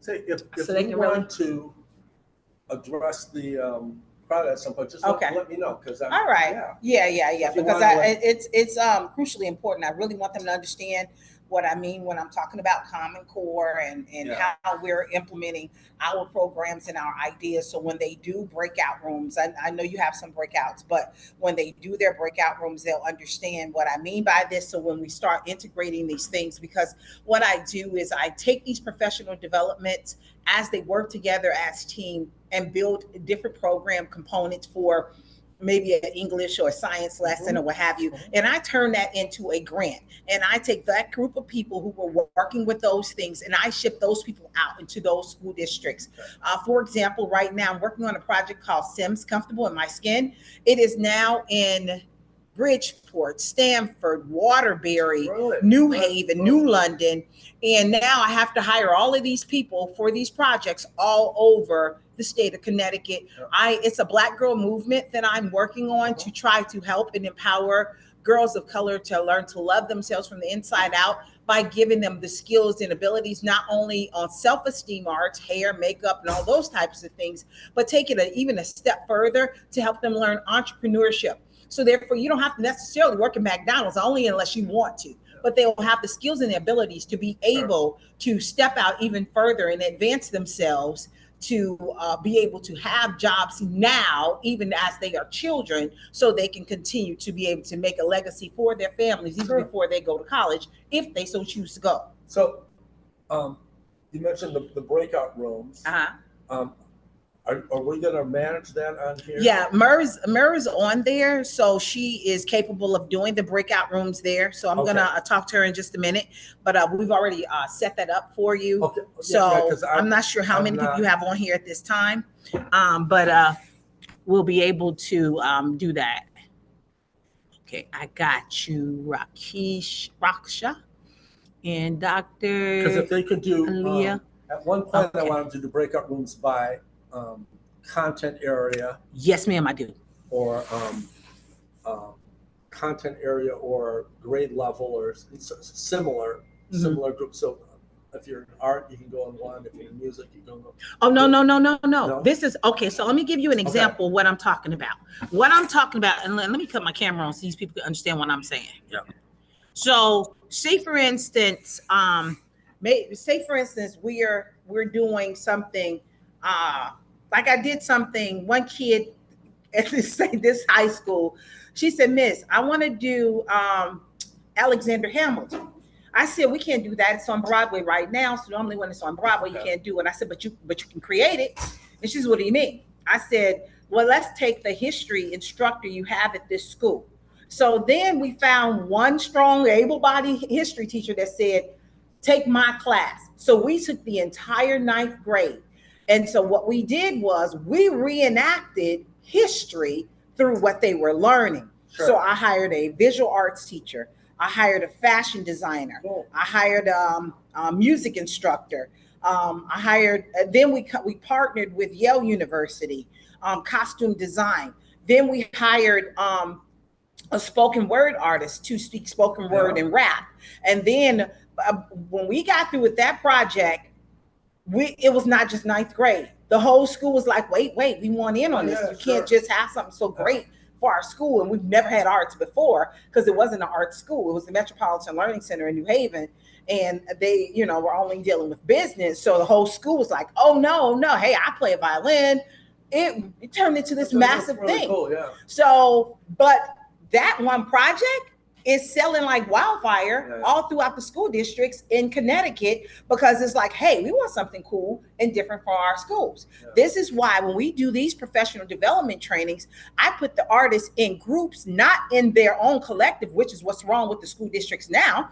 I put them in, I want one music, one art, one fashion design, one edible art. Because if I say, listen, your content is math. I want you to take this math content and talk about how you all as a team can work together to give us a cohesive unit. And then they're going to have to tell us what grade levels they're working with, what age group, that type of thing. So we'll all know what they're doing. And when they work together, we can be able to get that done.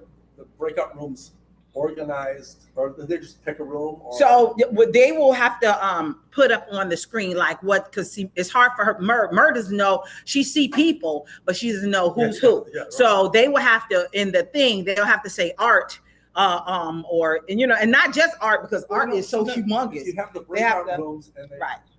And guys, if you are back, do me that favor. And Mer, if you're paying attention, send me a message so I can know, or send me something on my phone. And I want on your names, I want you to put your disciplines right next to it. So when we do breakout rooms, it's easier for her to be able to, thank you, Mer.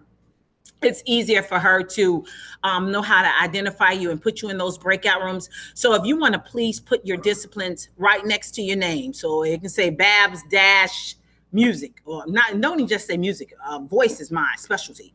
So I'll say Babs dash voice. All right. And what are you guys in here? Speaking of that, what is your discipline? Sorry? What is your discipline? She does. Oh, I am not a teacher. I want to be a teacher, and that's why I attended this. No, but are you an artist? She does. Yeah, I am an artist and digital art. Digital art. That's what I'm talking about. What is your discipline? Yeah. All right. So your digital art. And creative. Yes. Good. Okay. So in creative writing, right there. What are yours? What is yours? Drawing. Okay. So your two work together. And then what's yours? What is it? Painting. Yeah. Okay, so when we put these three together and then we give them a core discipline of whatever that is, whether they're going to do English or math or what have you, they can create a full, complete idea around their subject areas. Okay, and then they'll develop that. You know, that's why we borrow the papers or whatever. How the way you're going to do it, I don't know what you're, you know, but whenever you give me a chance, I wasn't sure what you had. So yeah, we can. Oh yeah, we'll help. Yeah. Yeah. Oh yeah. And then we'll do that afternoon, just so we can be able to get you some things in that way. Yeah. Because my objective is when you walk out of this room, whether you're online or anywhere else, I need you to get something. I need you to get something, and I need to make sure that we're making an impact in your lives as well as in the children's lives. We're not doing this just for wasting our time. We really want to make sure that you're working. You understand? So out of 1,000 people, 14 showed up. Okay, so then let's see if we can make sure we have you all working. I hadn't even checked my emails because I got the superintendents that's like, hey, we got to get you in here so we can talk. But I have to have those conversations. So I'm having conversations every day because that's my job. My job is to market you to make sure that you guys have jobs. Okay, so that's what I'm doing. But I also don't want to put you into a school district and you don't know how to work with those students, which is why we have Mr. Sadlon here so he can teach and educate you and empower you on how to work with children. Because professional artists came to be artists. They didn't necessarily come to be school teachers. Okay.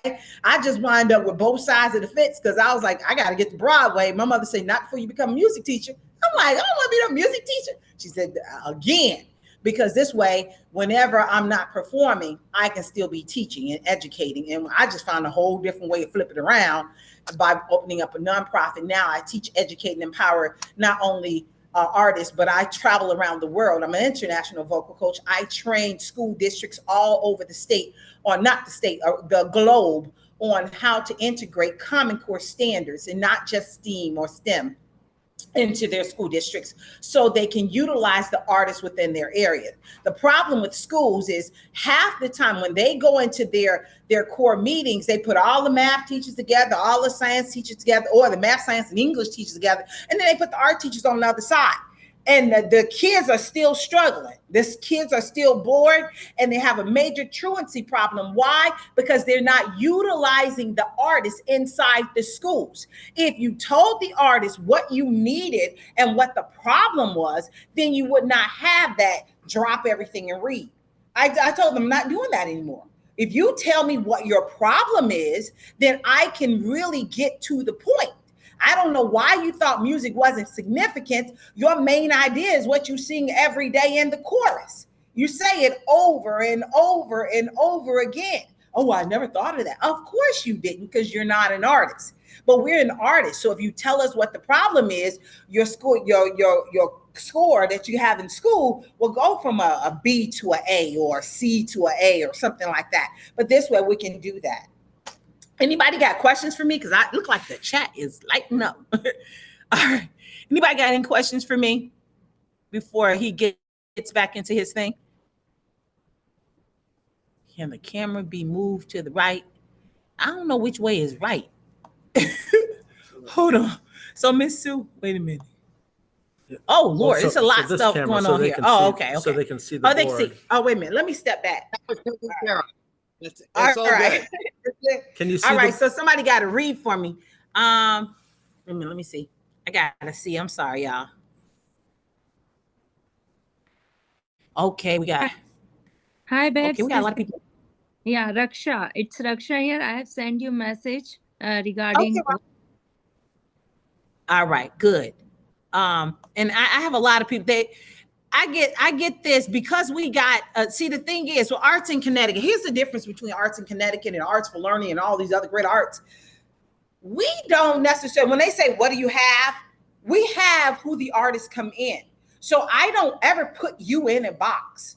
When people come to me and say, well, Barbara, we want to do something with our students, or we want to create a sculpture in our courtyard, then I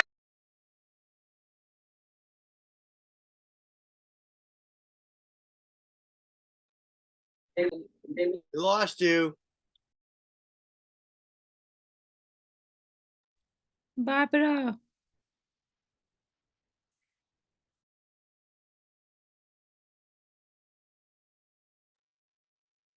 Barbara, we can't hear you. We've lost you.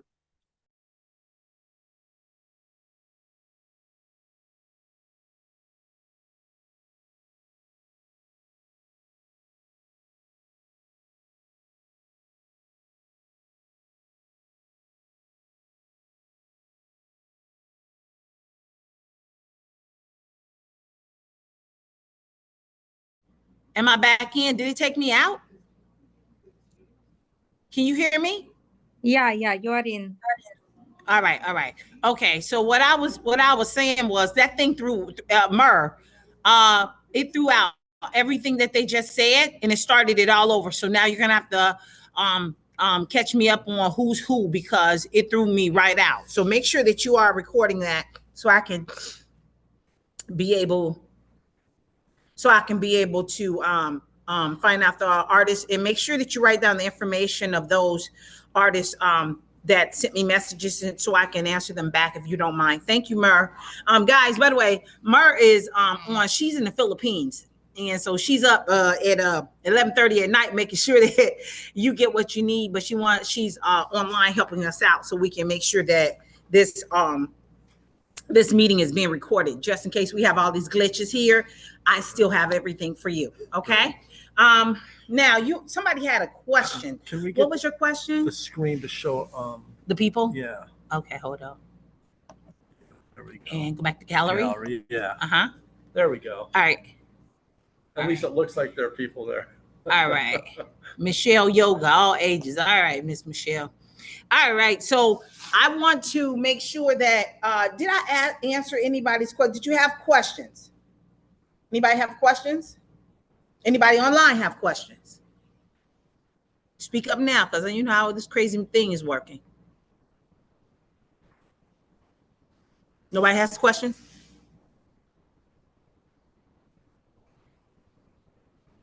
Oh, comfortable in my skin?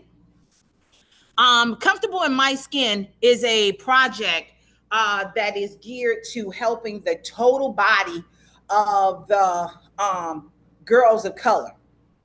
So there's always some stigmas and concepts of how children, and according to the last one I did one in New London, and having the conversation with the girls, they said, Miss, we started being misguided about who we are when we got to middle school. Middle school, ages between that 6th grade to 8th grade, that group of young ladies were so busy putting each other down, some of them started to believe the titles that they were giving them. So, Comfortable in My Skin helps you to regain who you are, who you really are, who you think you are, who you want to be, and how you're going to manifest yourself to be. Okay, so that's where comfortable in my skin come from. But then after that, it teaches them not only their self-esteem and their self love, then it goes into understand how to deal with this hair. Lord have mercy. I'm 54 years old and I still have a problem dealing with this beautiful hair of mine. That's why everybody else is here. But again, we bring in those hair care professionals. Teach them how to deal with their hair, what works for their hair. Oh my goodness, in the last one, I had no idea that some girls keep that stuff in their head so much till they have created a mole in their head. And now here it is, they got a major issue, which causes going into brain cancer. You don't want that kind of stuff. So we teach them about their hair. We teach them about their skin care and all of the different things that as they're, going through puberty. So we start at 6th grade, going to 12th grade. Then we talk about what they say, how they speak, and how others perceive what they're speaking. So when they start doing these types of things, a lot of times they're talking to you and they think you understand what they're saying, but then you turn around and say, okay, well, what I said, do you think you can give me $1,000 with that? No.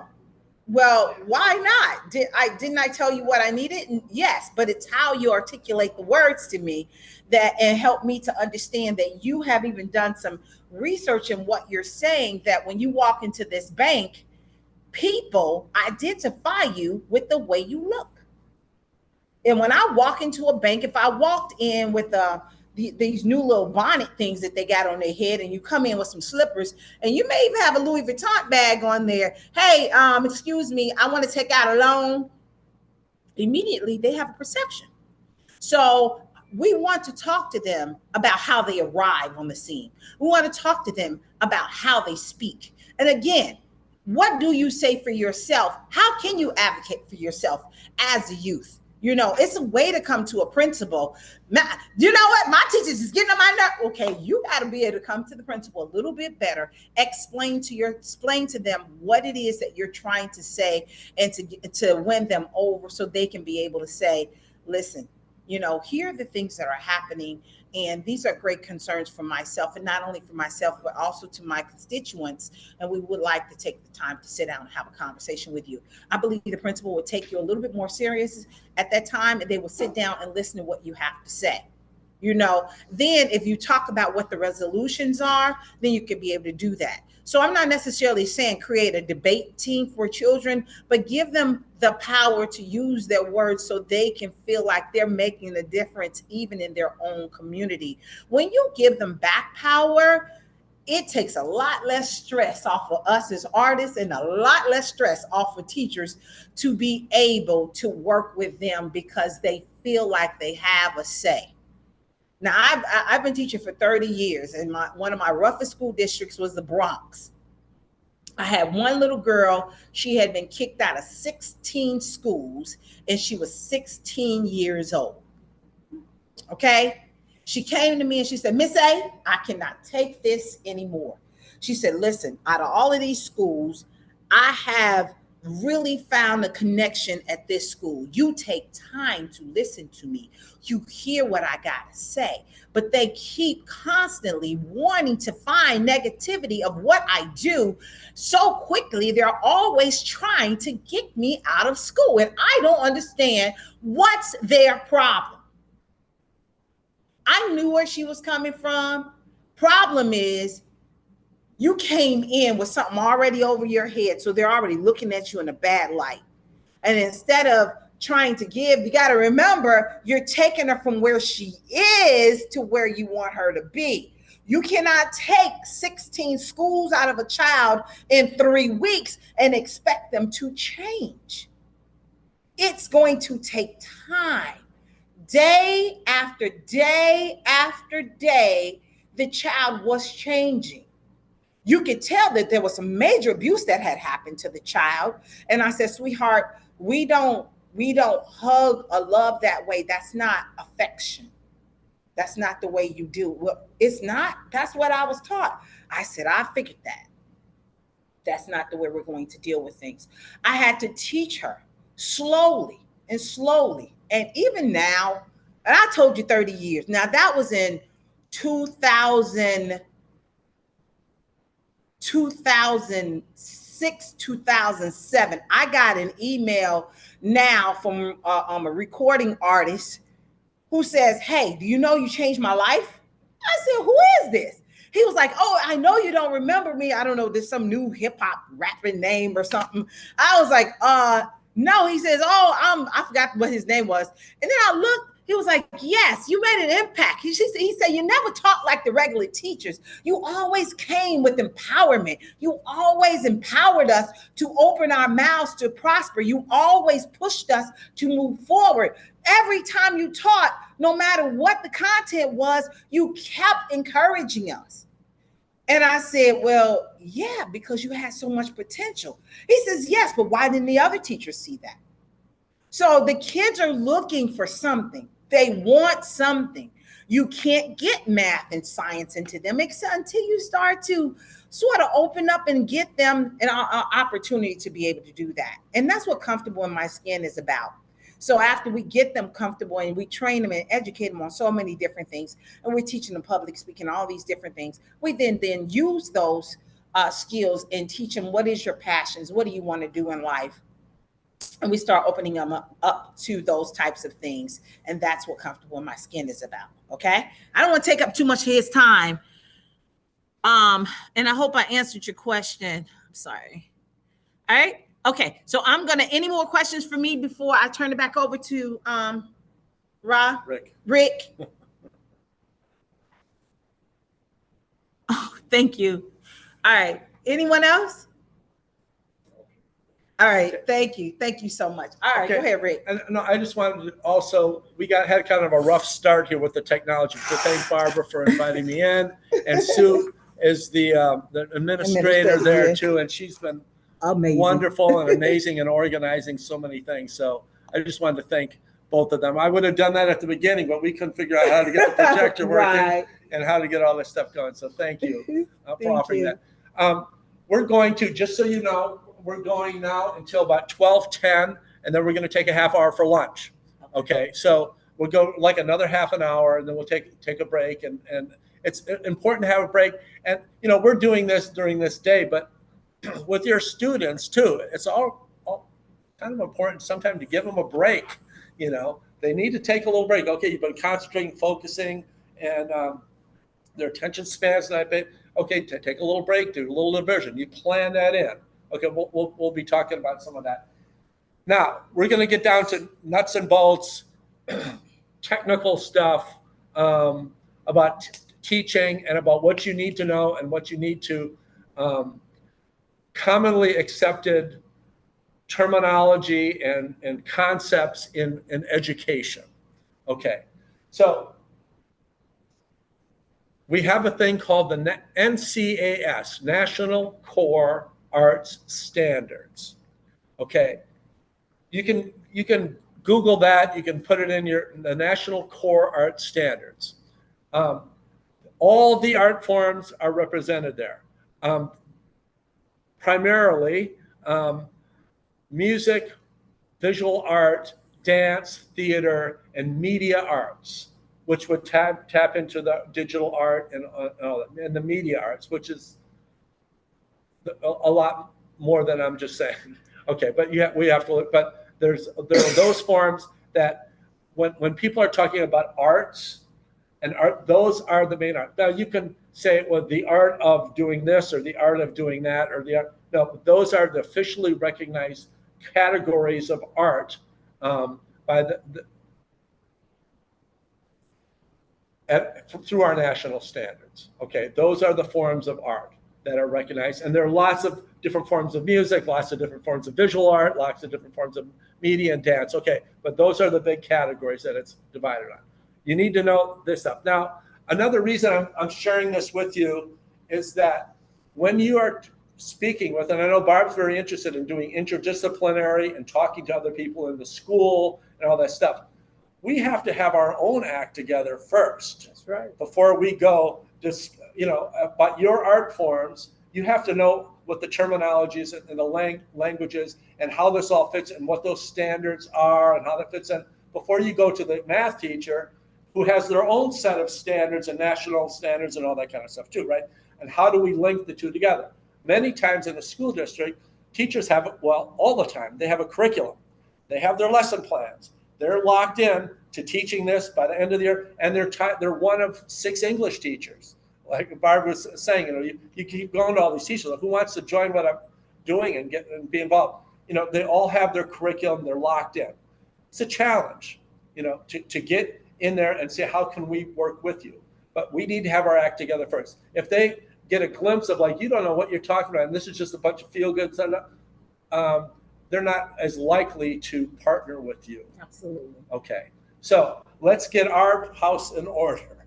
Okay, this is our house. You need to know that these are, in the arts, creating, as an artist, and let me back up. As an artist, this isn't just as an art teacher.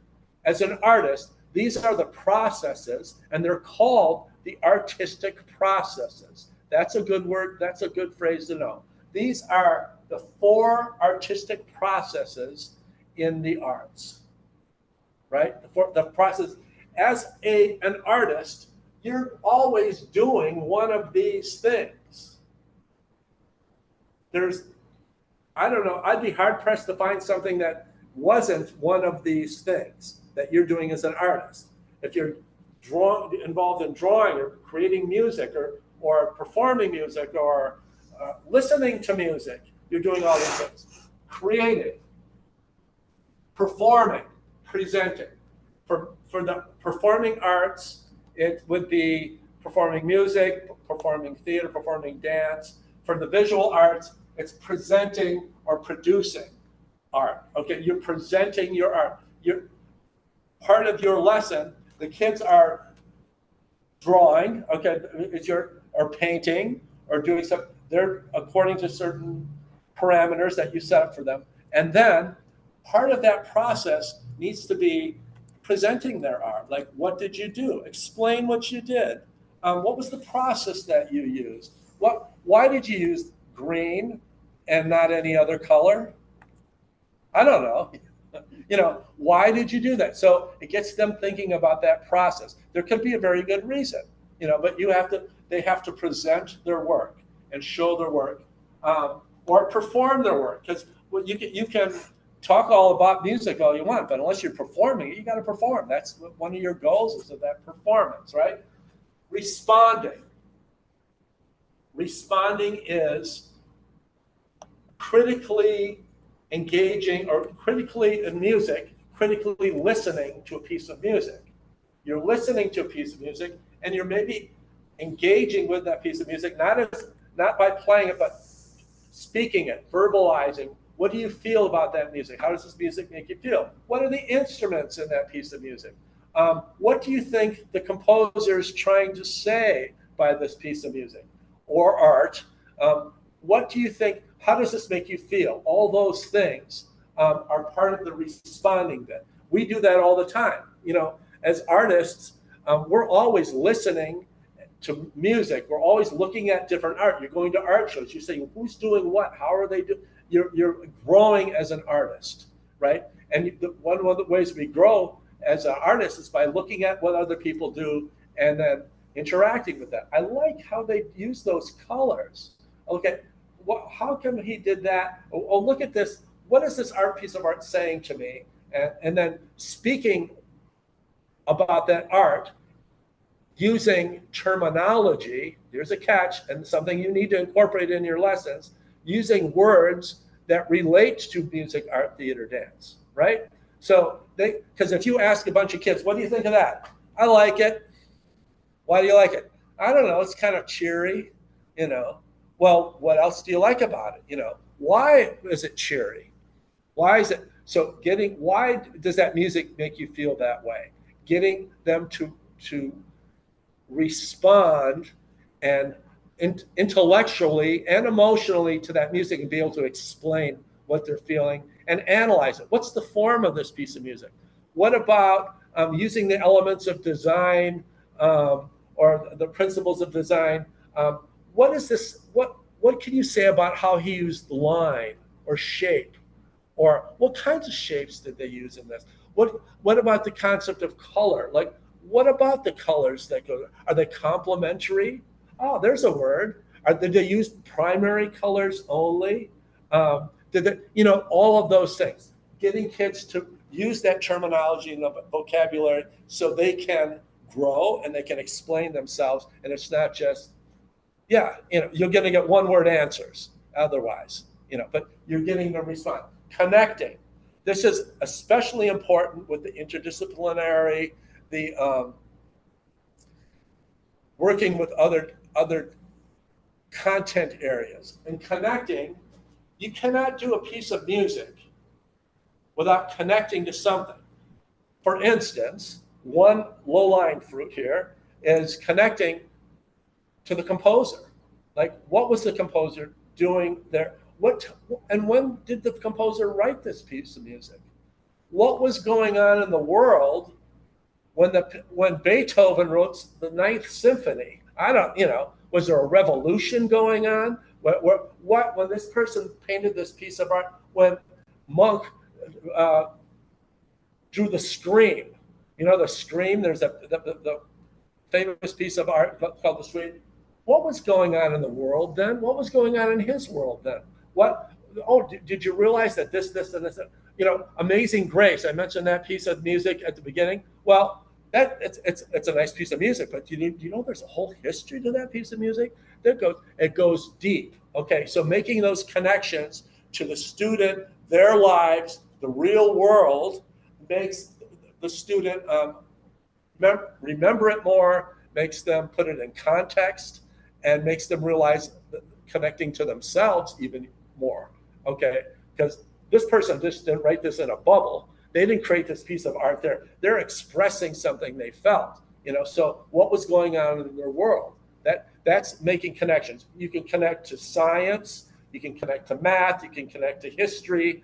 History and the arts go really well together. You can go like, science I have a little more trouble with than math, but you definitely go there. But some of those other ones that really speak to like humanity and what was going on. Was it written during a war? Was it during a crisis? Was Beethoven deaf at the end of his life and when he wrote this masterpiece? Like, let's talk about that. So you're connecting with history, and that's a real great way to connect with other classes as well, in the connecting part. Let me shake this up.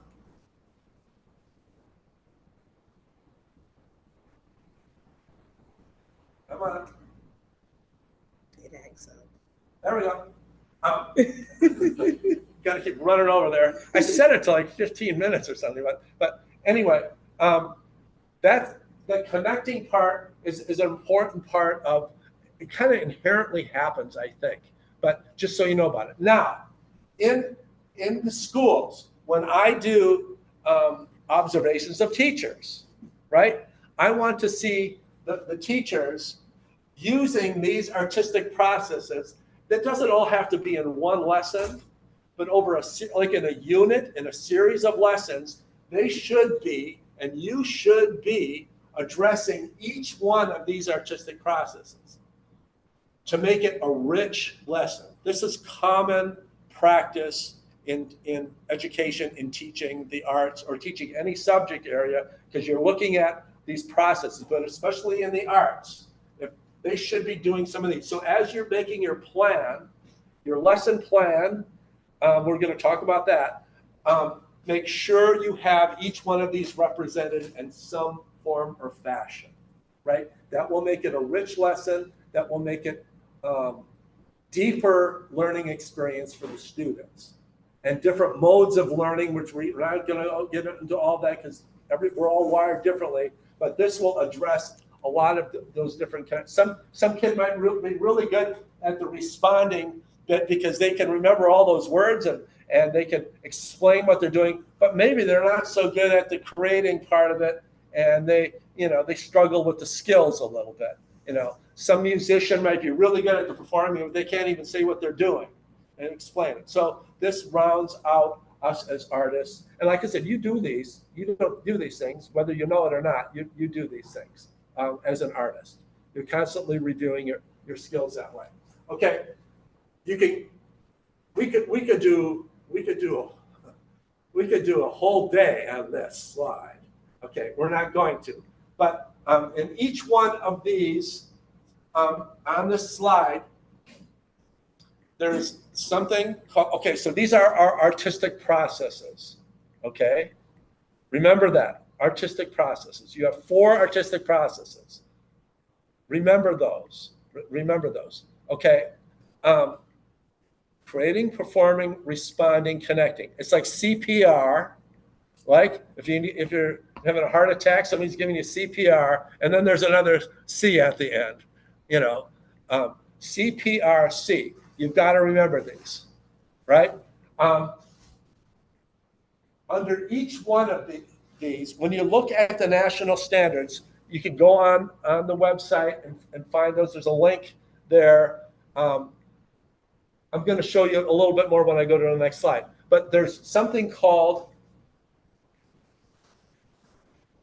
there are lots of standards. You can't even print them all out. I mean, they're every grade level, every subject area, every artistic process. It's just like massive. So the only way they can really have that is to make it on the web, you know, make it online to do that. So I would encourage you to go look at that. We're going to look at it a little bit, but I just wanted to make sure that you know this is out there, and you need to use these terms, and you need to know what artistic processes are. Now, for all of the arts, and since we have all of the arts in the room here represented, for each one, there is, why is this doing there? There is something called the anchor standards. Anchor standards, which are standards, just sentences that kind of describe what's going on in creating, and they're anchor standards that apply to all of the art forms. This is another really kind of a cool way to do if you're doing interdisciplinary with another art form. Merv, put the link in there again. You are addressing certain anchor standards, and you could say in your proposal, we're doing this. We're addressing anchor standard 1, 4, 8, and 11 or something. I mean, this would be another way to present what you're doing to a school and to make some connections. These kind of describe what you do when you're doing creating, right? You generate, you organize and develop, and then you refine and complete the artistic work, okay?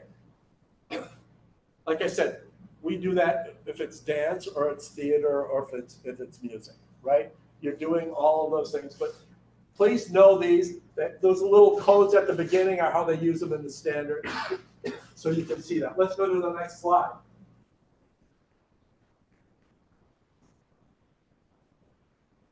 I'm just scrolling down here a little bit. When you go onto the National Core Arts Standards website, you can choose any one of the standards. You can see, I wouldn't even go to the assessments just yet because they can get a little complicated. But you can find an assessment that goes with that standard. You can see what anchor standard goes with that, and you can see a little bit of what some other teacher did of some model student work. All right, there's a lot of stuff there, more than we can cover now, but I want you to know it's there for you to go and on your own and kind of explore through that and see what you can use from that. But that's kind of important to do. Let's go to the next slide. Oops. If I can.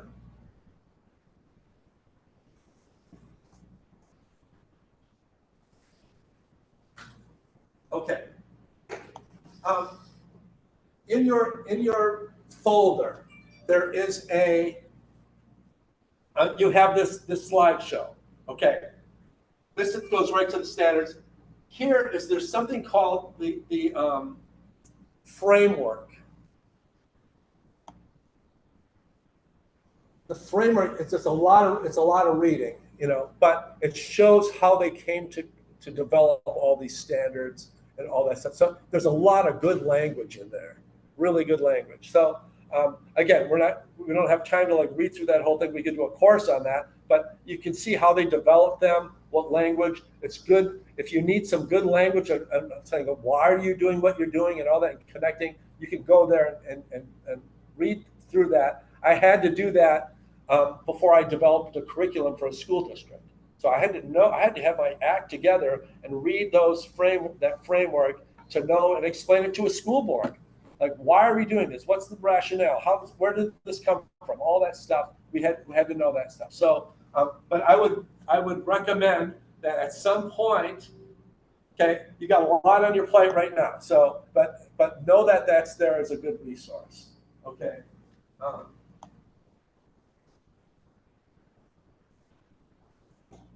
Okay. Here are we already talked about the anchor standards. You can see them again at this link, but we're going to go on. Okay, here again are the standards and the anchor standards. Let's move on. Okay. You need to know this. If there's one thing, well, I want you to remember more than just one thing. But if there's one thing that you remember that's the result of all of your teaching, it's artistic literacy. The goal of all of the standards in the arts standards, the ultimate goal that it's all that stuff is for, is so you can develop artistic literacy.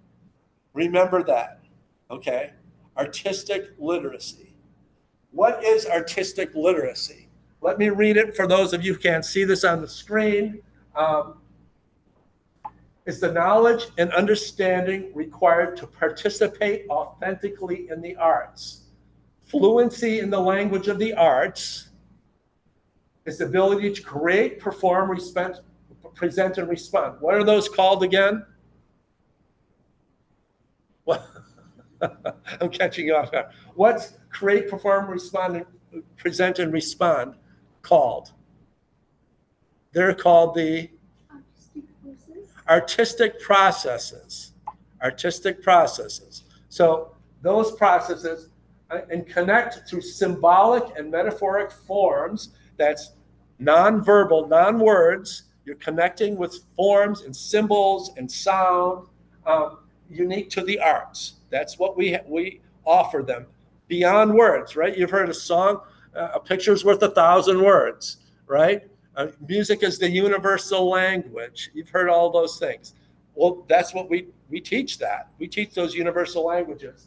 Okay, here's what I put in bold. An artistically literate person has ability to transfer arts knowledge, skills, experiences, capacity to other subjects, settings, and contexts, promote, enhance lifelong learning. Let me put that in a simpler phrase. The goal of what we teach in the arts is to, this kind of wraps up, is to make them, give them the skills so they can participate in the arts the rest of their life. And one of those things that we talked about is to make them love it, right? But you're going to give them the skills to participate and do it the rest of their lives, long after they're out of school, long after they're out of your classes, that you're giving them the skills. What is necessary to get them? You think if you just have them do all your lessons, that's going to do that? No. Think about how do you empower those students to have those skills so they can put music together without the band director there. How do they do that? How do they make without you in the room over their shoulder, guiding them through? How do they know if it's good or it's bad, or does this look good, or is this ready to? How am I doing? All that stuff. They formulate that stuff. You're giving them, empowering them to be able to do that themselves. That's a different approach, than just dumping a bunch of content at them. You're asking them to come up with their own decisions, to figure it out themselves, to connect the dots a little bit. You're trying to make them artistically literate, being able to participate in the arts literacy is a big word in education. You know, if they don't want to teach everybody to read, you know, everybody needs to know how to read. That's basic reading and writing and arithmetic, right? The teaching literacy is big. So when you're talking literacy and you're talking to administrators, teachers, and other content areas, all this stuff, you're talking, well, we have our own kind of literacy. And you know, in the Common Core state standards, artistic literacy is considered literacy. It's a way people communicate. You know, it's powerful stuff, and it's in there. They don't all know that though. So it's our job too to say, no, we're making them literate in painting. We're making them literate in drawing. We're making literate in graphic design or theater, right? So they can engage in it and perform on it. That's why we do the responding and the connecting and all those things. They can, this is all related. So I can't emphasize this enough. No artistic literacy. That this definition is what we're responsible, and that will drive your lessons and your curriculum and what you're planning. Okay, so like I said, I'm talking a lot about this, but this changes how we teach. If we want them to be empowered to be able to do it on their own, they have to select their own medium. They have to figure out what colors to use. They have to figure out, how do I present this? They're going to have to figure out, can I do this? Is this mixed medium, or can I do this all with watercolors? Maybe that's not the tool to use. How do they know? You're going to have to offer them opportunities. They can explore. They can discover things. Why can't I play that piece of music? Well, it goes out of your range. You don't know those notes. Oh, yeah. So I guess I can't play that piece of music for my church or something. You know, but you want them to get a little trio together and play for a religious service someplace on their own. If you've done that, you're very successful. If they're inspired enough and motivated, and they have the skills to do it on their own when you're not around, that's the true test. Like, I'm forgetting your name, the teacher online that said, well, she stepped back and she let the kids teach the lesson, right? The students teach a lesson, and they did it on their own, right? That's success. That's when you know that you've reached them, when they can do it on their own and they don't need you. Okay. By the way, I don't know if I mentioned this, but we're going to go another 5 minutes because it's already 12:12. So we're going to go another 3 or 4 minutes, and then we're going to take a half hour for lunch. Okay. But I wanted to get this in before lunch. Let's go to the next slide. Okay. We're going to end with this slide. And then we're going to take a break, and when we come back, we're going to dig into it a little bit more. But part of, here's another term for you to remember. I gave you 3 right a second ago. We talked about the artistic processes, right? You're going to need to know those. Then the goal of all that stuff is that their kids students are artistically literate, that they can read, so to speak. They can stand on their own. One of the ways to do that, and here's your other education term, buzzword, is student-centered instruction. Student-centered instruction. Basically meaning you're kind of turning it over to the kids a little bit and getting them much more involved rather than doing what I'm doing right now, is lecturing. You want to keep that to a minimum, right? So student-centered. Here are some methods and ideas that you can use for student-centered. That means it's built around their needs, what they need to know, what they want to know. It's project-based a lot. It gets the kids working hard to try to find resources. It gets the kids working on their own, something that maybe they're interested in more. And some of these ways are turning it over to the kids and letting them take over. Student-centered instruction is a way to get to artistic literacy, to be making them more independent. Okay, we're going to talk about these a little bit more. I've got a couple more slides coming up, but you can see role playing, experimenting, small groups, breaking into small groups, have small discussions, brainstorming, having students do presentations, all of that. You're turning it over to them. Teacher gets out of the way, right? You want more of that in your classroom, right? You could say to a student, let's say they create, this is one method. They do a piece of artwork. It's at the end of the day. You gave them the instruction how to get it set up and all that stuff. At the end, you have it up on the board. They show their work, and then you have some feedback. Like, what do you think? How can we make this better? What do you think? How did she do this? We get a group discussion. You have to establish a friendly environment in your classroom so it feels safe. So some kid's not going to trash it, and some kid's not going to, because you're very vulnerable when you're standing up in front and sharing your music and your art and your poetry, whatever, and sharing it with the rest of the class. So you have to establish some protocols, some ways to act in the room, but let's give them some feedback on what they did, or a piece of music they created, or the class sings a song, and you can say, well, how do we make that better? How can we make it? And then they said, well, we were a little out of tune here. Oh, you know about tuning? Yeah, we didn't follow the director. Oh, you have to follow a conductor. Okay, yeah, and we rushed at the end. Oh yeah, okay, let's try that again. Get them to tell you how to improve. They can do it. Don't underestimate. They can do it, but you have to give them a chance to do that and set up your classes that way. Okay. We've been going for a long time. There's a lot of stuff going on out there.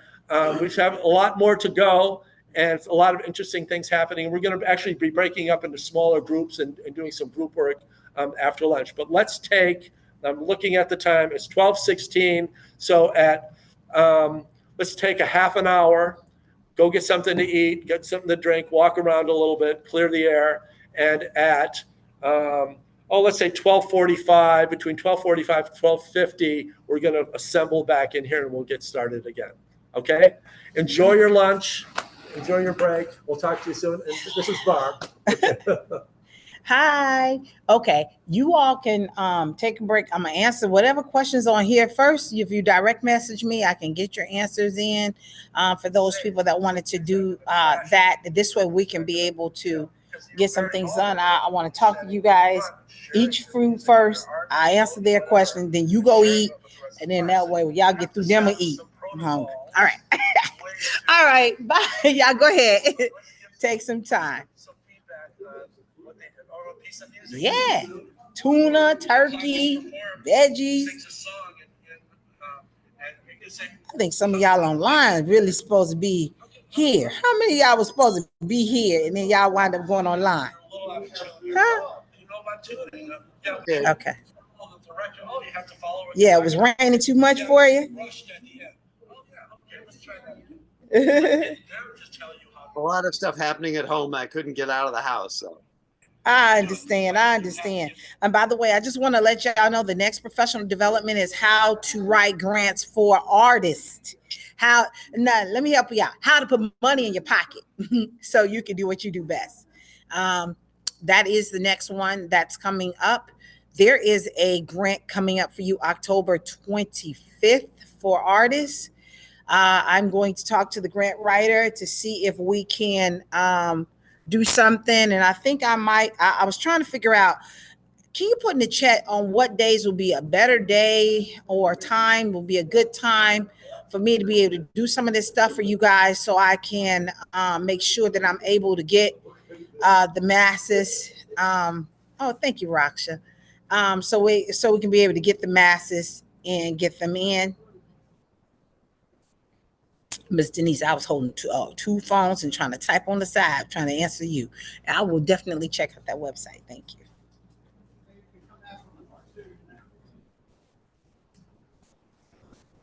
Yeah, they can have a whole sub. Just go ahead and enjoy themselves. All right. I thought there would be a lot more people here. I mean, there's more people on That's because the people that were supposed to be here, they're on here. Yeah, it's easy to do it online. You know, when you give it, we give them the option, a lot of people decide, like, we're comfortable sitting. Maybe we do the whole thing on Zoom. Yeah, I thought about that. But it's nice to be. Tuna, please. It's Doritos. Yeah, thank you. 12 to 3 on Tuesday is best for you? Anyone else? When you looked at the rain, it's like, oh, maybe I'll stay home for that. How many people planning on being in the grant writing? Like anytime, they just as long as it's virtual. Okay. I need that one to be in person too, because you know what, grant writing not that easy. So I'll do the duo thing again.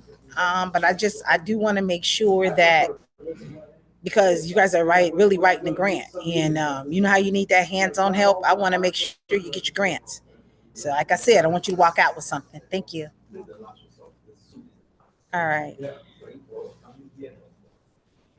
Well, you know, if we were gonna do it all Zoom, I would, a different way of doing it. Because I would be able to share things and children. You know, hopefully that's a little different. Normally, if you agree face to face, that is more forward than best watching Zoom. Right. Because Zoom, That's right. And the presentation is Just for that. Yes. Yeah. And I know, and they probably can't see the board as well. And Yeah, we you put guys are the saying as well. wait a minute, let me check out. I'm answering all the questions, right? Yeah.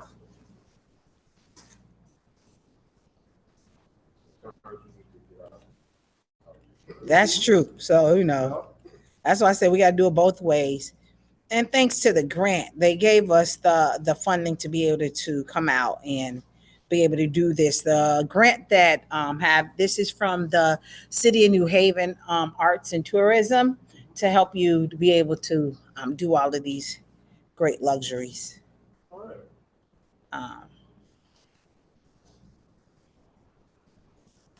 So you haven't taught yet? You haven't started teaching?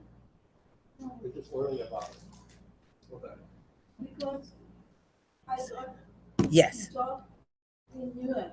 Louis, yes. It was not like You guys don't have to stay here. You can come back at the time. I don't want to. What's your name? Murr, can you pause that recording, please? without that I don't want to do anything. I am literature. Yeah. Denise, are you able to see the PowerPoint now so you can be able to use it? And if you missed the first part, it was recorded. But Murr, make sure that you have paused the recording.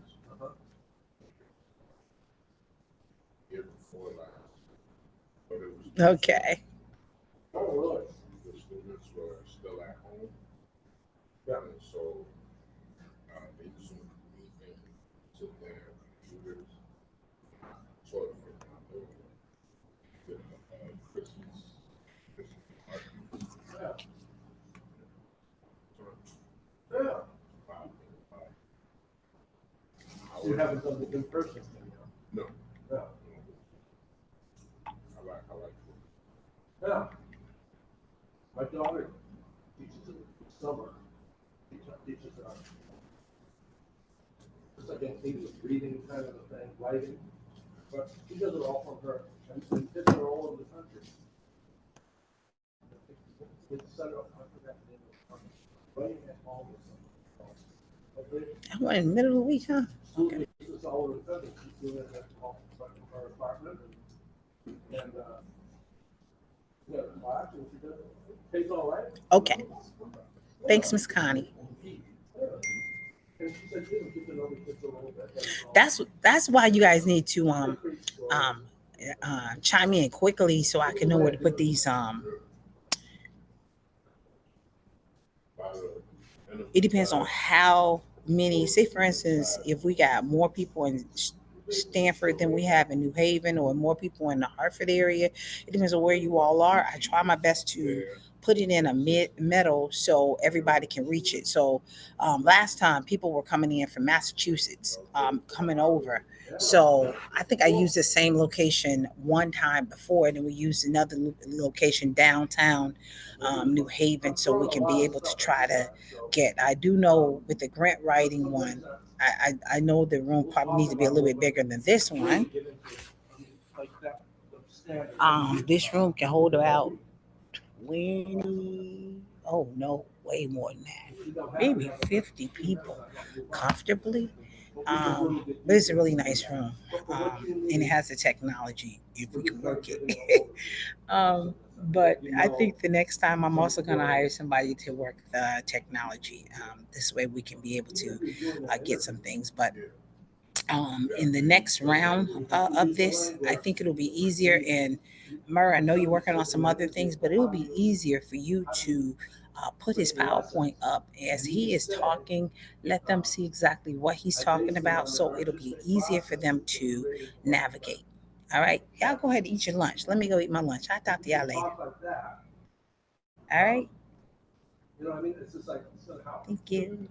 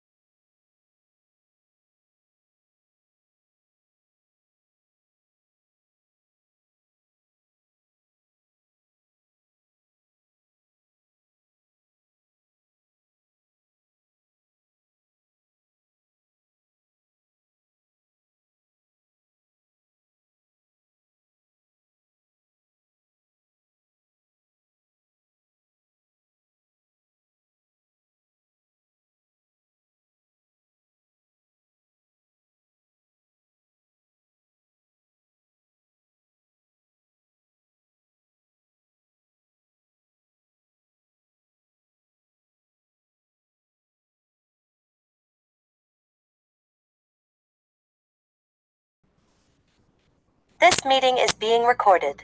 Oh, good job, Murr. I didn't even have to do it. Okay, never mind. She's ready. Welcome back. I hope you all had a good lunch. I can see some of you on the screen, but I can't see all of you. I can see your name, so I hope you're back in time. But we're gonna get going. We got a bit to cover here, and I just wanted to thank you, Sue, for going to the lunch. And if you were here in person, you missed out on some really good sandwiches, and there's still a bunch of them here. So if you come down to the station before 3 o'clock, you can bring home a sandwich. Absolutely. Okay? You can have your dinner right here. Okay, because we have more sandwiches than we can handle. So, yeah, everybody going home with a sandwich. Yeah. Or two. Mm-hmm. Yeah. So we're going to pick up where we left off a little bit, talking about well, before we go on, let's review a little bit. Okay, so creating, performing, right? You can't answer because you answered already. But creating, performing, responding, and connecting are called what? Somebody from the Zoom. Is anybody there? Hello there. Creating, performing, responding, and connecting are called. It's that CPR thing. Yeah. Or standards. Yeah, performance standards. Yeah, They're the four. I didn't hear the right answer yet. 4 artistic processes. Thank you. Who is that? Those Thank you. I appreciate that. Thank you for speaking up. Those four are called your artistic processes. If I were to ask you, what is the goal of all of our national standards and of all those artistic processes? 2 words, what would you say?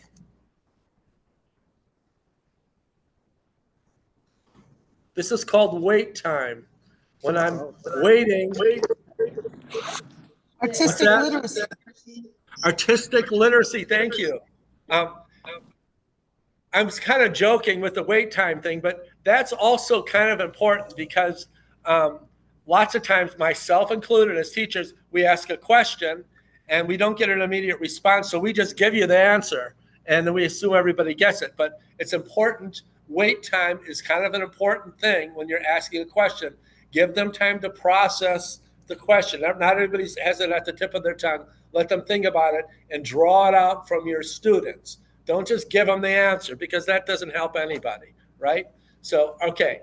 So one way to get at artistic literacy now is what did we call one way of approaching artistic literacy and one way of teaching technique to get to artistic literacy to make them independent learners? What was that? What was the last thing we talked about before we broke for lunch? Waiting. Letting the students sort of run the class or give presentations, sort of take over a bit. Yes, you're describing what it is. Do you remember what we called that? Oh, no. So yes, student-centered instruction. Yay! Yeah, you got it. See, if you wait long enough, it comes there. Thank you for offering that. Appreciate that.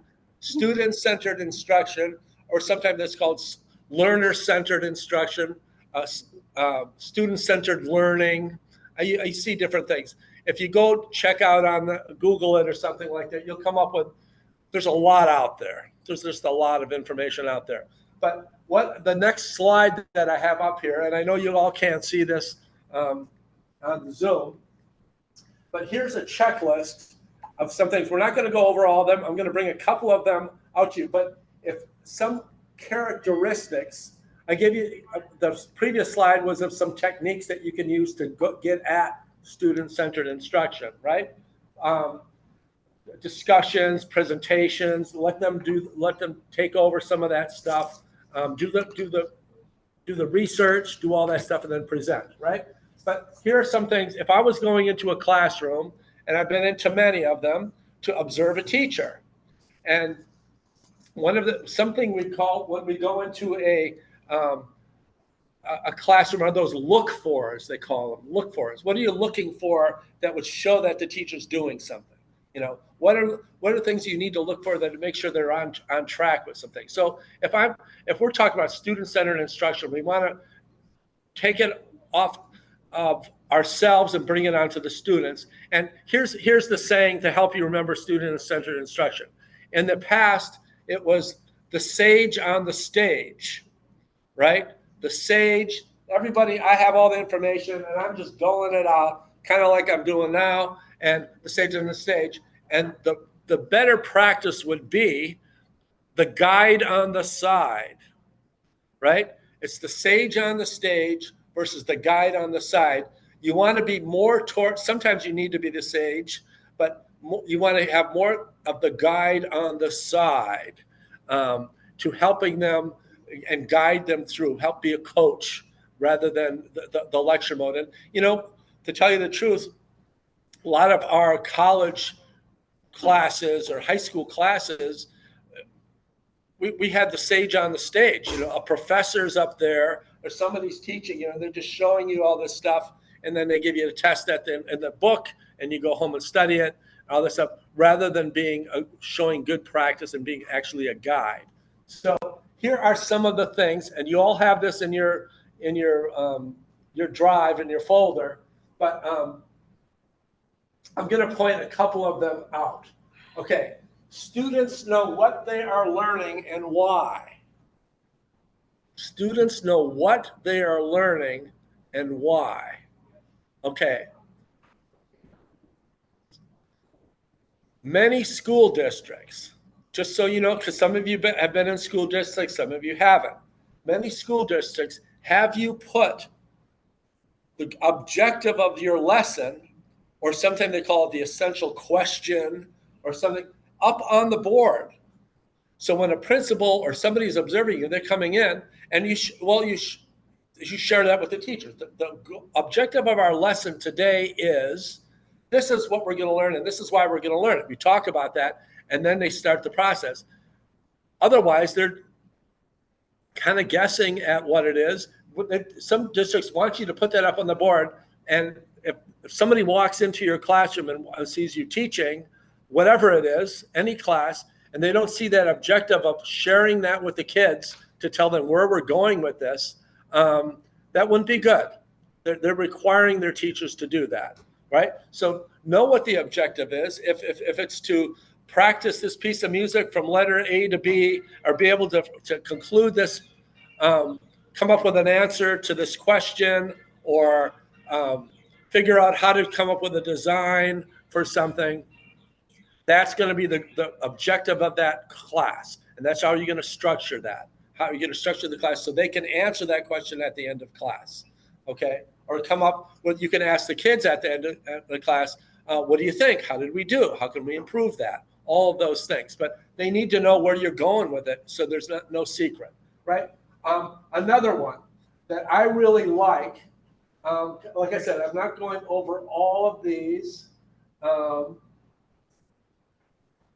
Where is it on here? Oh, here's one. Here's a very important one. Okay, and it's number 10 on this diagram, and you all can't see that. It's probably real small, but it says students are doing the bulk of the work and the talking.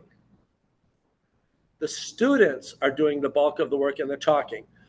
Lots of times as teachers, we're going in there, we're knocking ourselves out. We're doing handstand. We're trying to figure out how to get to the kids, keep their attention, entertain them, going through all of that.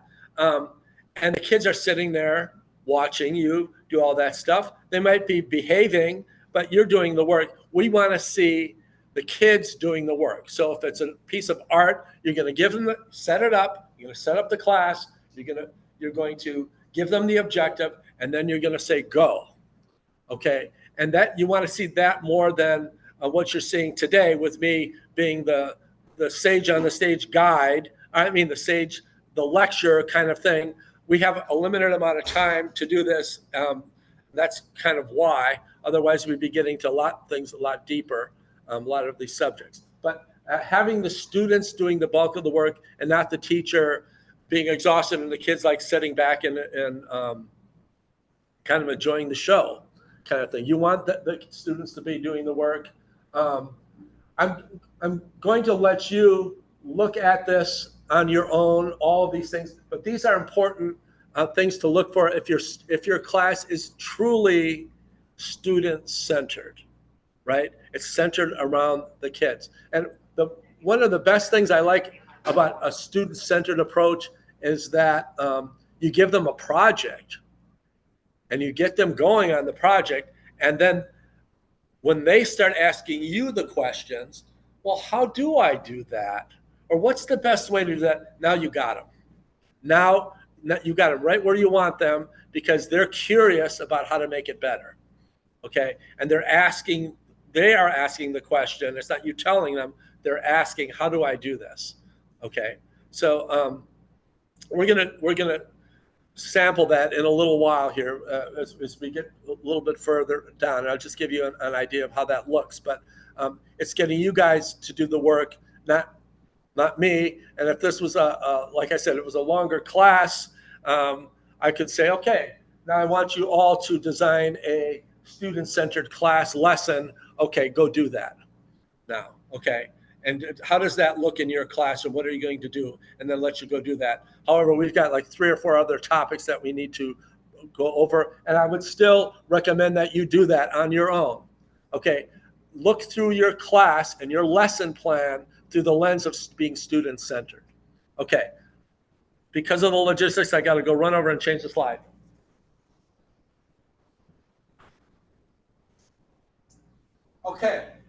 Another topic that Barb wanted us to talk about, and something that's very important in connecting with students and developing our students into people and well-adjusted people and their total well-being.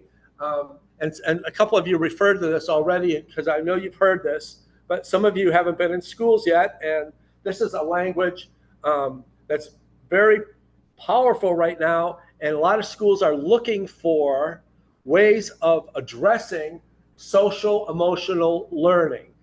Social emotional learning. They're looking at ways of how do I address social emotional learning in my school day, in my curriculum? How does the math teacher, they're having problems where we can help in the arts, that we live there. We live in social emotional learning, and I'll show you how. But this is something when you're doing interdisciplinary that you can really show that kids are developing these skills in social emotional. Now, it's not just social emotional, it's social emotional learning. You're creating opportunities for the students to learn to be more socially and emotionally well-adjusted, and as people, and as they continue to grow as people. So the definition here, social emotional learning is an educational method that aims to foster social and emotional skills within school curricula. SEL is also referred to as social emotional learning, social and emotional, or social emotional literacy.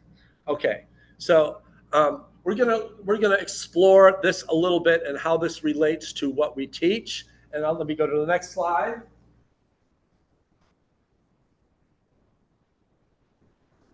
Okay, these are, if you can see on the screen, and we'll go over each one of these, but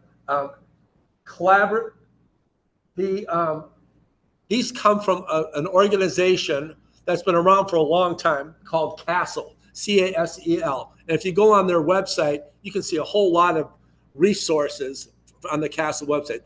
They are the Collaborative for Academic, Social, and Emotional Learning, right?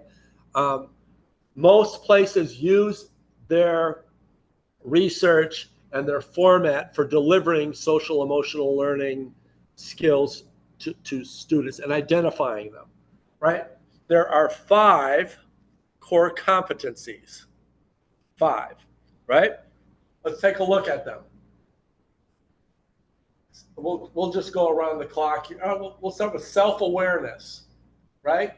Recognizing one's emotions, values, and one's strengths and challenges. Being self-aware, we think, is kind of an important thing for students to do. Okay, give me right now a way that your teaching of your art form can make students more self-aware, meaning recognizing one's emotions and values, as well as one's strengths and challenges. How can we make students more self-aware through our art form? Give me a couple of ideas. Oh, and in terms of art instruction, I used to work after school, an after school program for children on elementary school age, and I just let them use their own imagination to create. And I think in doing so, that gave them self-discovery to learn about how they create, or how they use their imagination, and I think and it got them to be proud of their achievements and their goals and making a simple craft. So it was pretty nice. And I used that. I kind of just let them do their own thing, and so they could find in themselves their own talents and abilities. It was wonderful, and it gave them a sense of pride, and it was just such a wonderful experience. Yes, and so rewarding to be able to to see how children respond to a creative environment in a positive way. Well, you know what, thanks to you and the way you set that up, you gave them that opportunity to do that. And that is also a really good way for you to get to know. I mean, they learn a little bit about themselves, like, and you can set it up like, what's important to you? Draw something that, you know, give them that open-endedness, because what your goal is of that lesson is not necessarily the artwork at the end and the technique they used and the color, but your goal at the end of that lesson would be a social emotional goal to learn about that student and let them just explore, right? And see what they come up with. You'd be surprised what you can learn by that. I mean, if a kid is having a rough time, if a kid's happy, you know, there have been experiments with art therapy and stuff that way, where they'll let a kid draw a face and, you know, and that's crying or you know, they have to get out what's inside of them and express themselves. And that's self-awareness. They might not even know themselves what they're feeling until they have an opportunity to get it out somehow. And they can't always use words. The little guys, they don't have the words. They haven't developed that yet to really explain those things. So maybe they need this nonverbal communication way of doing things. So yeah, kudos to you for creating that environment. Is this who was that? Was that right? Oh, no. Yeah. No, it's Denise. Denise P. Okay. Well, thank you for offering that. Rashna, do you have? Hi, yeah, I want to add, I mean, before it's just a definition for me. It really changed the way I see the art. I have a student, she has some social behavioral issue. And one day, you know, out of blue, I just told her, what do you want? I mean, she doesn't speak much. I said, okay, we go for creative art, and we did a design or, you know, come up with your dream door. She really talked to the class, and she didn't talk to her grandparents, but after that session she really opened her. The grandparents came to me and said, thank you, this kind of art we want in our you know, students' lives. So yeah, really it helps. That's a great story. Thank you for sharing that. Yeah, you can open up channels and opportunities for kids to express themselves that they haven't done before, and it can be transformative, you know. But you have to create, and the lesson here is that create an opportunity in your lessons. There's so much to think about. You know, you're creating lessons, you want to get them to an end goal, but is there a place in there where the student can express themselves and find out a little bit about themselves, and maybe even share something about themselves and explain that art, what they did, to the rest of their class at the end of that class? Like, why did you draw this? How did you do this? What? And maybe a kid is just really angry, you know, and they just scribbled and it's hard and it's okay. Well, you're learning something about them. They may be learning something about themselves. They're just a kid, but you know, where do you take that? You know, there's opportunities here for us for self-awareness. Anybody else want to offer anything on self-awareness? Okay, what about in a music class? Do we have any musicians? And I keep referring to music because I'm a musician too, but do we have any music? I know Lewis is a theater guy, right? Yeah, I also do some music coaching for like vocal people who went in like doing work. And I also taught a couple of classes for kids, you know, like basically after school private kind of lessons, that kind of thing, to end up like doing performance development. So, and like we had one group of kids who ended up like coming to an after school program. And just as an example, there were a couple of kids who came who were like, I really don't think I can get up in front of anybody. They were too embarrassed. They were too, you know, tied up in their own, like, and by the time they were done, they were inviting their entire family to come and see them perform. And like, you know, and the parents came afterwards and they said, you know, my daughter didn't ever want to go to school. And now she like waits to be able to get through the day so that she can come to your class. That's a great story. Yeah, I mean, just that simple, you know. Yep. So, and you created that opportunity for her to get there. Yeah, You know? she blossomed just because she found that she had a place to do something that other people valued, you know, and she didn't even value it at the beginning, but she found, you know, and like her parents were like, oh my God, you know, it's like this, you know, now when we tell her that we think she's doing well, she actually believes us, you know, because before that, it was always like, oh, they're just encouraging me, but they don't really get it, you know? So, you know, what we're talking kind of about is a self-confidence that she Yeah. didn't have before. Through your program and that opportunity, she was able to develop a self-confidence and discover something about herself.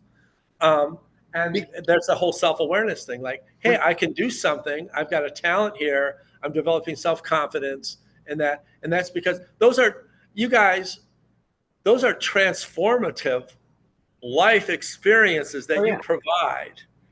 Now, what would have happened if, let me just get off on a tangent, if that after-school program that Lewis was running didn't offer that opportunity, or it was just run terribly, and it was a terrible experience for that kid. That would shut off that whole part of her world and her life and her being to that student who did not have that opportunity, right? Or it just turned her off completely.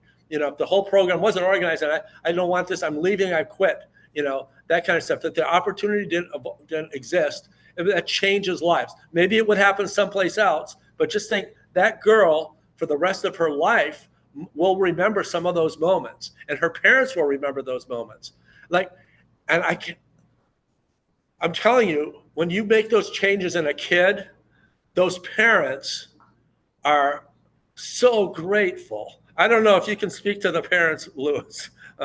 Oh yeah, no, I mean, but the reality is that, like, one of the things that you said earlier about the fact that, like, having the kids offer feedback, that feedback, the things that they were saying, her peers were saying about her, is what changed her. She became self-aware because of not because of what I was saying to her, not because of what her parents had been telling her all along, you know, you're better than you're believing in yourself, kind of thing.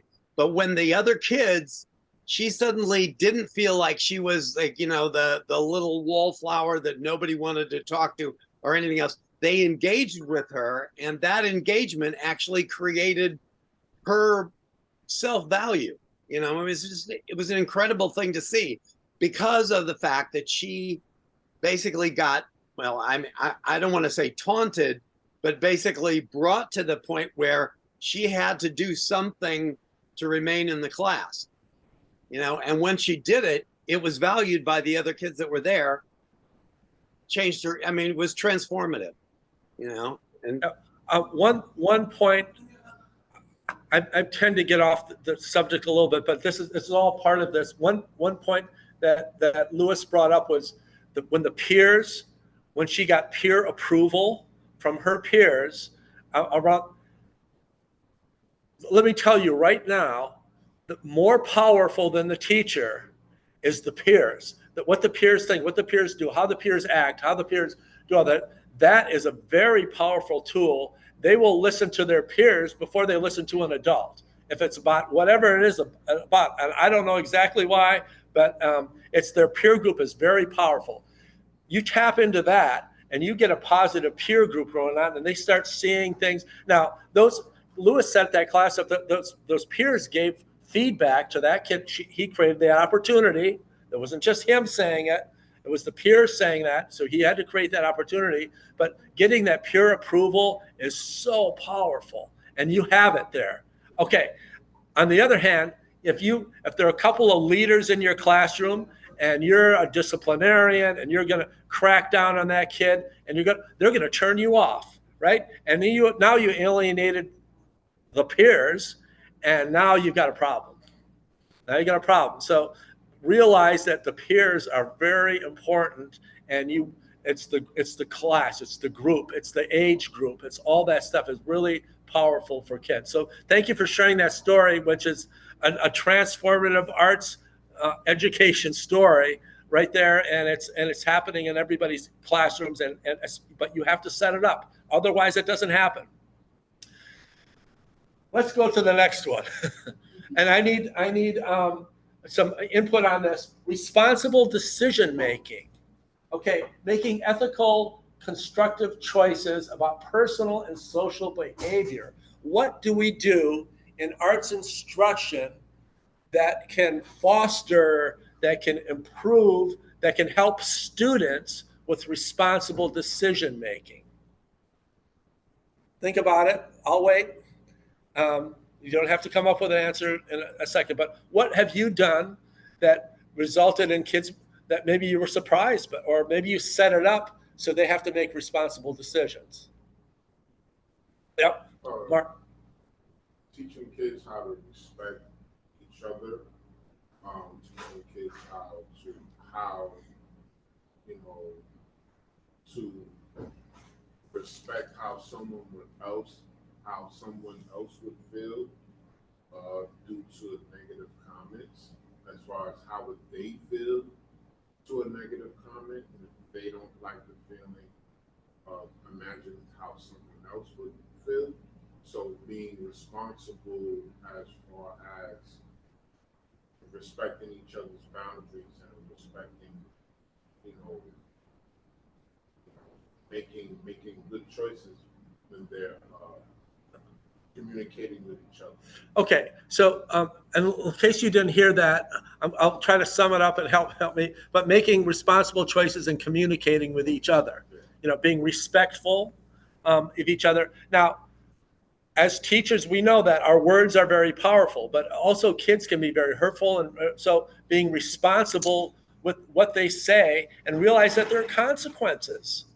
There are consequences to what you might say and how you might treat your classmates, what you might say to them, what you might do, and all that. You know, and this is another session, but you know, this gets into the bullying, the social media, all that stuff. We can go way down that rabbit hole, but having them be responsible to make those good decisions, Give me somebody else. What's a good example of in your class? How are you going to set it up so that students make good decisions?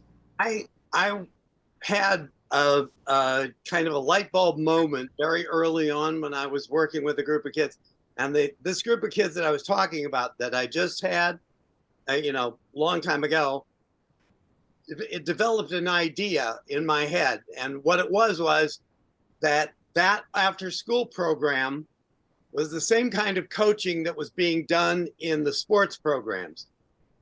And as an analogy, I ended up like saying to you, if you want to be a part of this team, if you want to be a part of what's going on here, you have to behave in a way in which you're going to end up like bringing everybody forward. Because the only way that a sports team works, the only way that a coach can end up like giving you the information you need is if you're willing to A, listen, B, follow through on the programs, do the things, practice, be here at every attendance. It was like a whole thing. And I just went down the list of all the things that they knew that all of the people who were involved in sports that wanted to succeed had to do. And I just used that as the example. And I said, it's no different in the arts. The arts are the same thing. It will teach you the same skills. It will give you the same ability to communicate with one another, to interact with one another, to engage with one another, to advance each other. And all of that ended up like being, it was a light bulb moment for me to end up like saying, don't think of this as something that's like, you know, like ethereal and, oh, if you want to, you can. And it requires work, it requires practice, it requires all of these things. And when I said that, they understood what I was talking about because they had experienced it either in their little league or, you know, with their, you know, T-ball program or whatever else. So suddenly there was an engagement that didn't take place, you know, in other instances. Now that's not as true when you're talking about a classroom experience as opposed to an after-school program, but it also works in terms of like. I think so. Yeah, I think so. And you know what? A responsible decision making, and Lewis brought this up, can be going to school. You know, I mean, let's go back. Let's take it back, or showing up for that after school class. Your attendance, the kid has to make a decision. Am I going to go? Am I not going to go? Am I going to go prepared? or if I'm not, I mean, that gets, I mean, down to the basics, but is that a responsible decision? Yeah.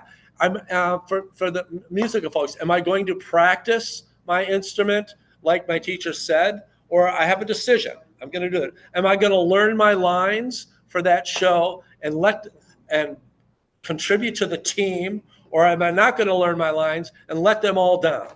Or am I not going to show up for the dress rehearsal because I've got something else I'd rather be doing, or am I going to be responsible? All that stuff we teach through the arts that you can teach. And like Lewis said, in every other subject too, you can teach that. But you have to set your class up and structure it so that kids can be responsible. It can be about putting away their materials.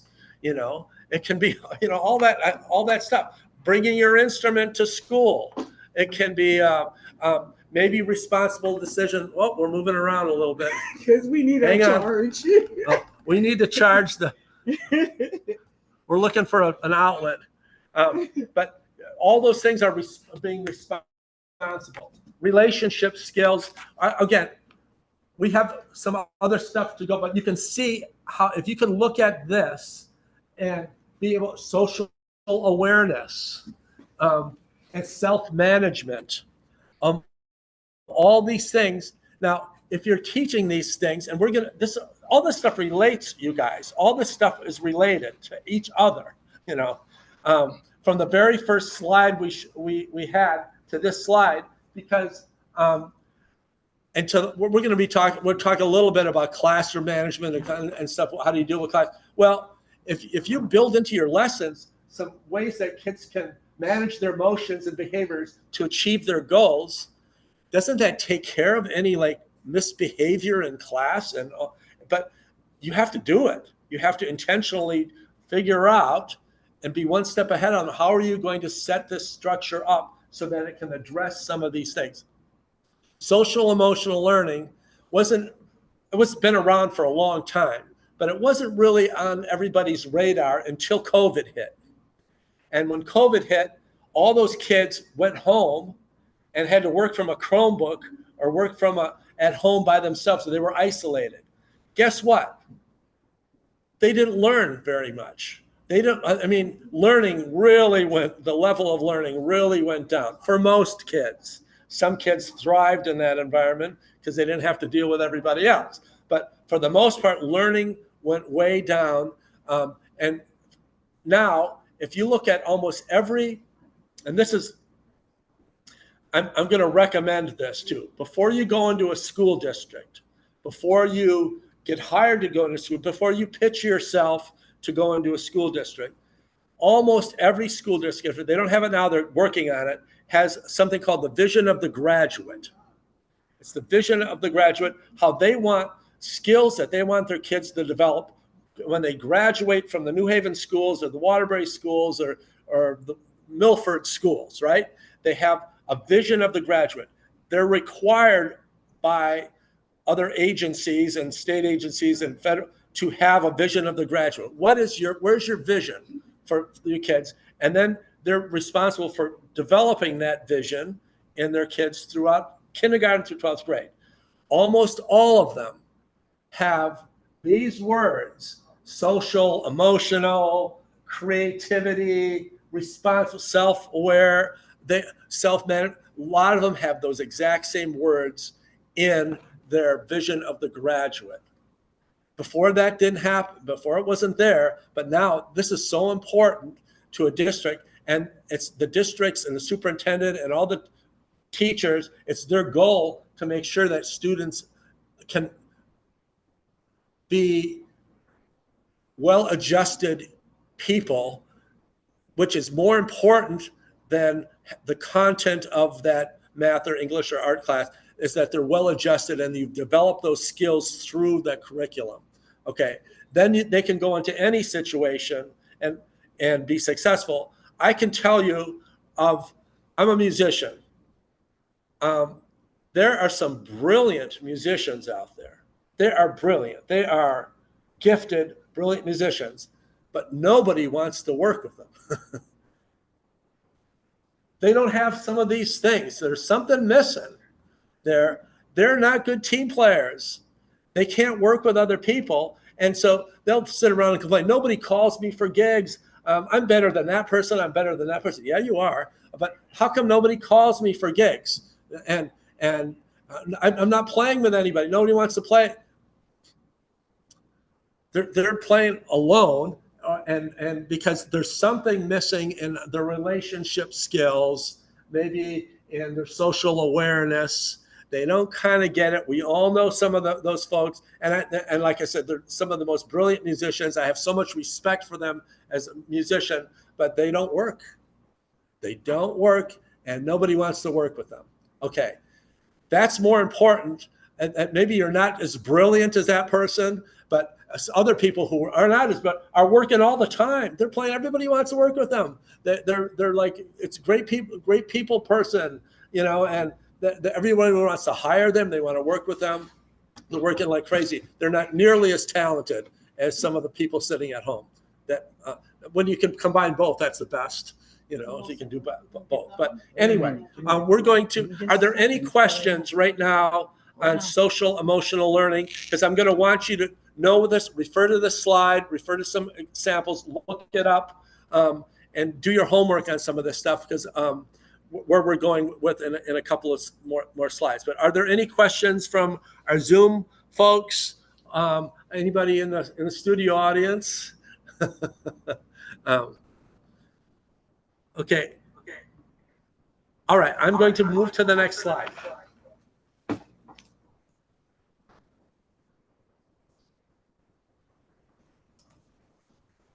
Okay. Some of you can see this. Some of you can't. Let me see if I can move this. No, we don't. Oh. Okay, that's the All one we're right, using. hold on. All right. This is the one we're using. All right. Mur, look at sister. Okay, I'll read this slide, and we're working on getting we're flipping computers here, so there could be a little. Okay. We teach young people many lessons about life through what content we decide to present to them and how we treat them and choose to deliver the content. As a teacher, you can decide what song, as a music teacher, let's say, what song to teach those kids. Okay? This meeting is being recorded. There are thousands, millions of songs. What song are you going to teach to those kids? Have them sing on that performance. Right there. What piece of art are you going to choose to have them look at, to respond to interact with? What play are you going to pick, or what musical are you going to pick for them to present, to work on? What you choose can be the difference between your success and your not success. What you choose, what content that you choose to deliver to them, and how you choose to deliver that can be real important. If you pick a song that but that's meaningful, that has some history, that has some depth to it, that's going to pique their interest, that's going to be the right level of challenge for them. You got to pick what's the right level of challenge. If it's too easy, you're going to lose them. If it's too hard, you're going to lose them. What's the level of challenge? Is this an important piece of work? Is this an important project? Is it just silly? What you choose to present is important. This painting up here, I will not tell you exactly where it's from. It's from a school district in Connecticut. They had this piece of art there's something called the Scholastic Arts Awards, that it's like the all state of art from middle school all the way through high school. And they show some of the best art in the state. It's at the University of Hartford every January. It's an art show in their gallery there, right?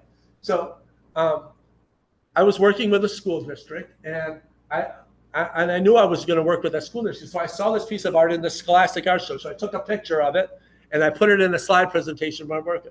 And so I'm showing this piece of art, and I didn't know the story behind it or anything. I just picked this and I say, this is one of your students that did this, and good for you for giving you an opportunity. It's a high school student. It turns out this student lost her parents, right? And she was overwhelmed. And through her art class, she drew. This is her. She's got goggles on it, and it looks like it's hard to tell exactly on the slide, but from where your perspective. But she felt like she was underwater, right? She couldn't breathe. She was underwater, and she was sad. But you can see that came through in this piece of art that this student drew. Obviously, very talented piece of art. She's got an excellent teacher. She's a very talented teacher who's had her for a few years. This is for her senior art portfolio. But hearing the story behind some of the artwork is really, it's touching and it's meaningful, and it meant a lot for the student to get some acceptance on this, but it also allowed her to get her emotions and her inner feelings out. But the teacher had to set that up and let her do what she needed to do for her her portfolio, and set that up so the kid could get that out. If the teacher said, no, we're just going to make a clay pot, you have to do that. Sometimes you have to do that too. But if they set it up differently, this might not have come out of that kid, right? And it was very therapeutic for that child too, young person, high school person, to get that out. And you can see she's really talented. And I think she went on to art school. I think she went to art school after that, this somehow. I'm not sure exactly the rest of the story. But anyway, I thought I would just share that with you. Oops, I'm gonna.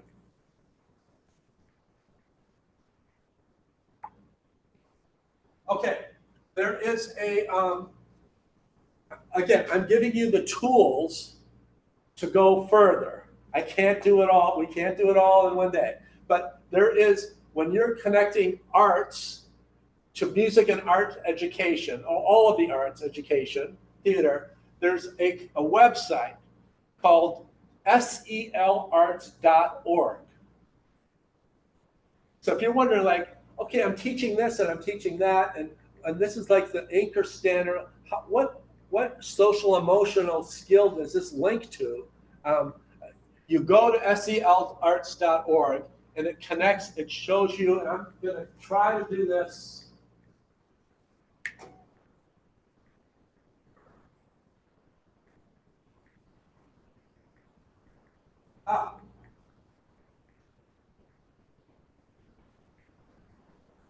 Okay, on this grid, you can see you have your social emotional learning, SEL competencies. Remember the word competencies, because that's how people talk about these, all right?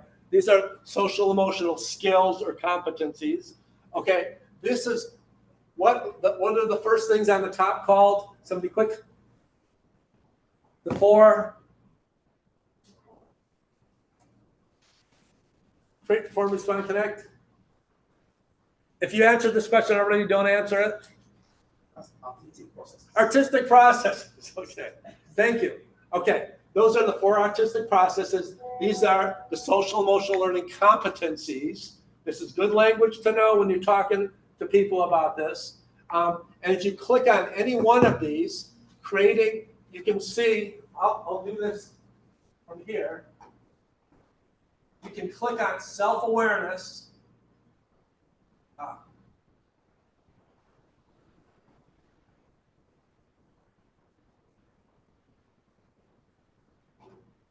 Okay, self-awareness. You can click on, explains exactly what language to use. If it's early elementary, recognize and name different types of positive and negative emotions. It shows you what you can do to relate to each one of those things. This is a really good tool for finding out what social emotional skill relates to what artistic process, right? And it just saves you all that time. Somebody did it already, but you can use this and put this in your lesson plan or your curriculum guide or whatever you're doing, your presentation, and just pick one of these. And it's this chart, crosswalks, call it whatever you want, is a real important tool. It's a very easy tool to use, and it can give you the language rather than have you try to create everything and make it up yourself. You just go get it. It's already done for you. All right. But that language may be kind of important and when you're planning a lesson.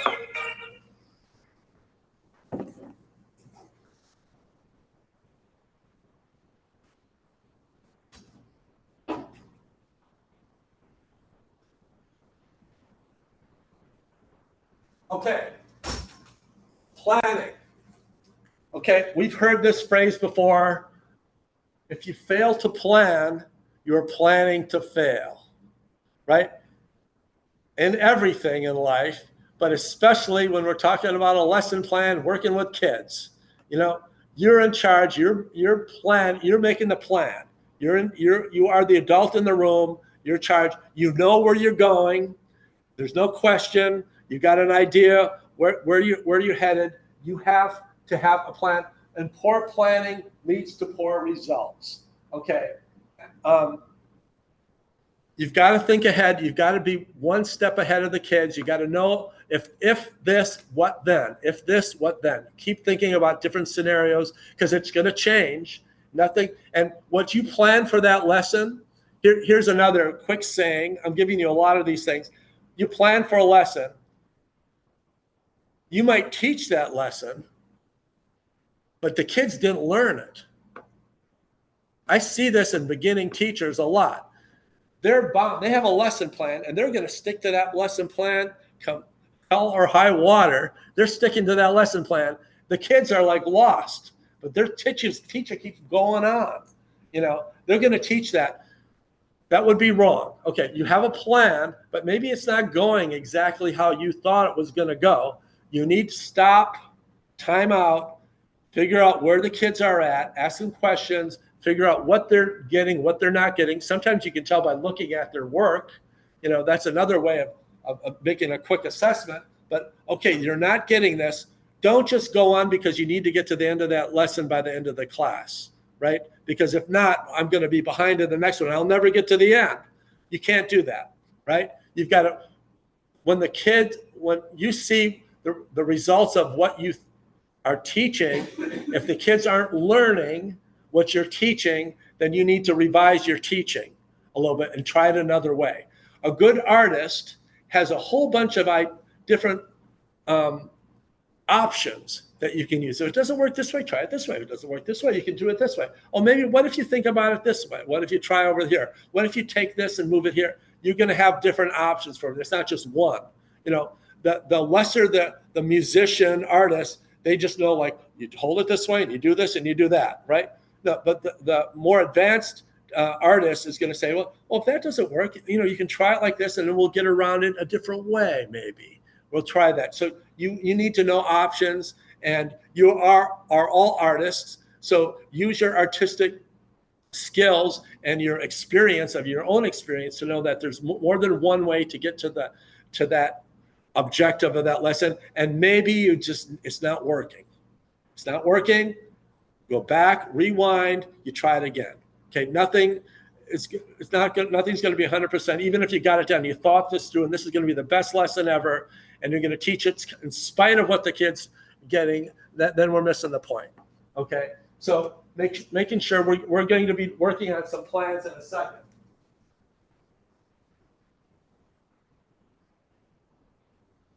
Okay, for your lesson plans, by the way, and I was talking to the folks here, in your folder that was shared with you, there's something at the end of that called the unit design lesson plan or something. I can't remember the exact name.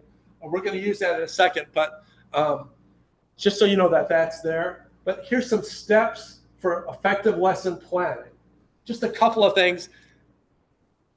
You guys, there's no one answer to all of this stuff, and you'll figure out what works for you the best. I'm giving you a couple of places to start from and a couple ideas to maybe think about incorporating this in your lesson. And some of you are very experienced and you've done a lot of this stuff, some of this stuff before, and you've figured out what works for you. Keep using that, but sometimes hearing what some other people have done and looking at different perspectives. Maybe I've sat through so many of these myself and thinking like sometimes an idea, I hear something and that sparks an idea of what, oh, maybe I could try that. And I write down, it takes me in a completely different way. It had nothing to do with what the guy was saying presenting or what, but it leads to some other creative ideas, right? So goals, you need to know what you want the students to know or understand by the end of the lesson. That's plain and simple, right? As you're setting out, before you're doing your lesson, figure out what you want them to do at the end of the lesson. Sometimes people call this backward design or UBD, understanding by design, right? You might hear those terms, but figure out what you want them to do. That makes sense, right? You're building a house. How do you vision the house looking before before you start building? You got to have that vision of how you want that lesson to look at the end. What do you want them to bring away from this one? Actions. How are you going to break it down into small little chunks that they're going to be able to get that? Okay, break it down. So if you're talking like a unit would be 7, 8 lessons, 3 lessons, 4 lessons, a unit of something. So you could say, how do I want them to look at the end of this unit, right? And then you could break it down into lessons for each unit. As a conductor, I was a conductor, a band director for a while. Before I went into that rehearsal, I just didn't make it up as I was going along. I had a plan of what I wanted to do on that rehearsal based on what happened the previous rehearsal, right? So you can write 3 lessons out and part of the unit, but that's going to change, I guarantee you, because you're going to have a snow day. You're going to have an early release. There'll be a fire drill. Some kids won't show up for class that day. There's going to be all sorts of variables in there. Okay. Actions. The next thing that you need to have, one way or another, demonstration of learning. This is your assessment. If they're going to be drawing a mural, they're going to be doing something. A demonstration of learning, there are 2 words I want you to remember.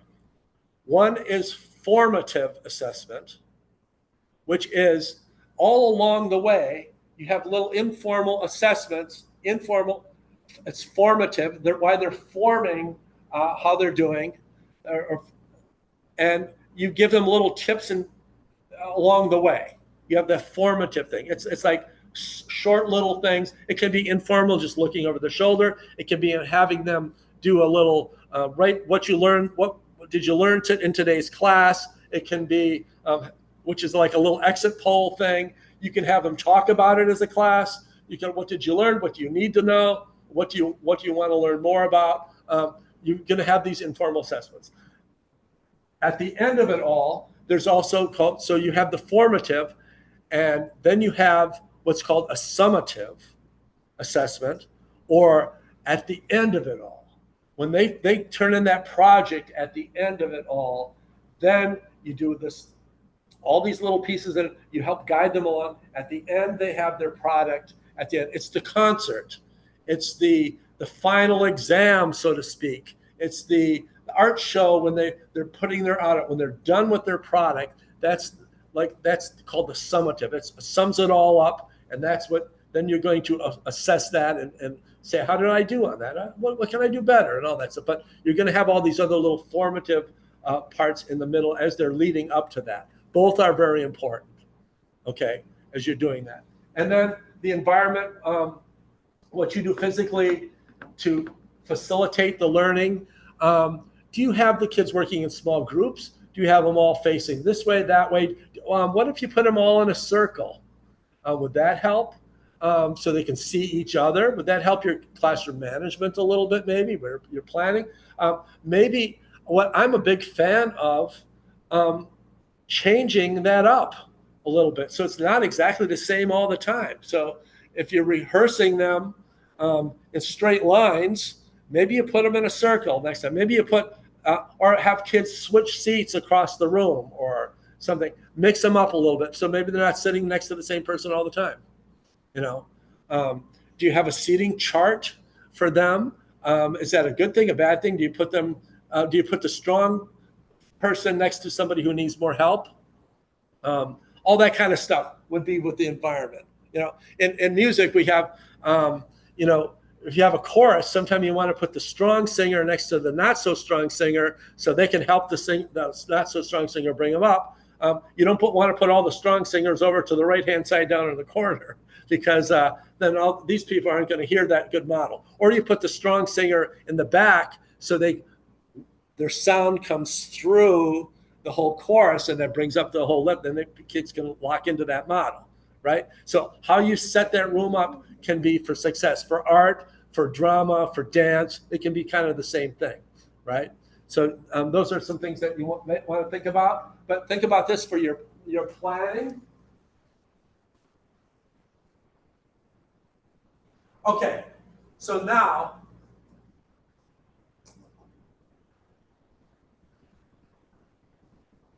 okay. It's 1:46. Everything that we talked about so far, you can find some form of it in this. I actually, Barbara, I even put your logo on this for the Arts in Connecticut unit template. Okay. All right. This is it for right now. Unless you have another one. Yeah, you don't have. No, okay. So what we're going to do now is I want you in small groups together. I mean, at home, this might be tough unless you want to break them into. Yeah, they're going to break into groups. Okay, you want to break into groups. You can work as a group here.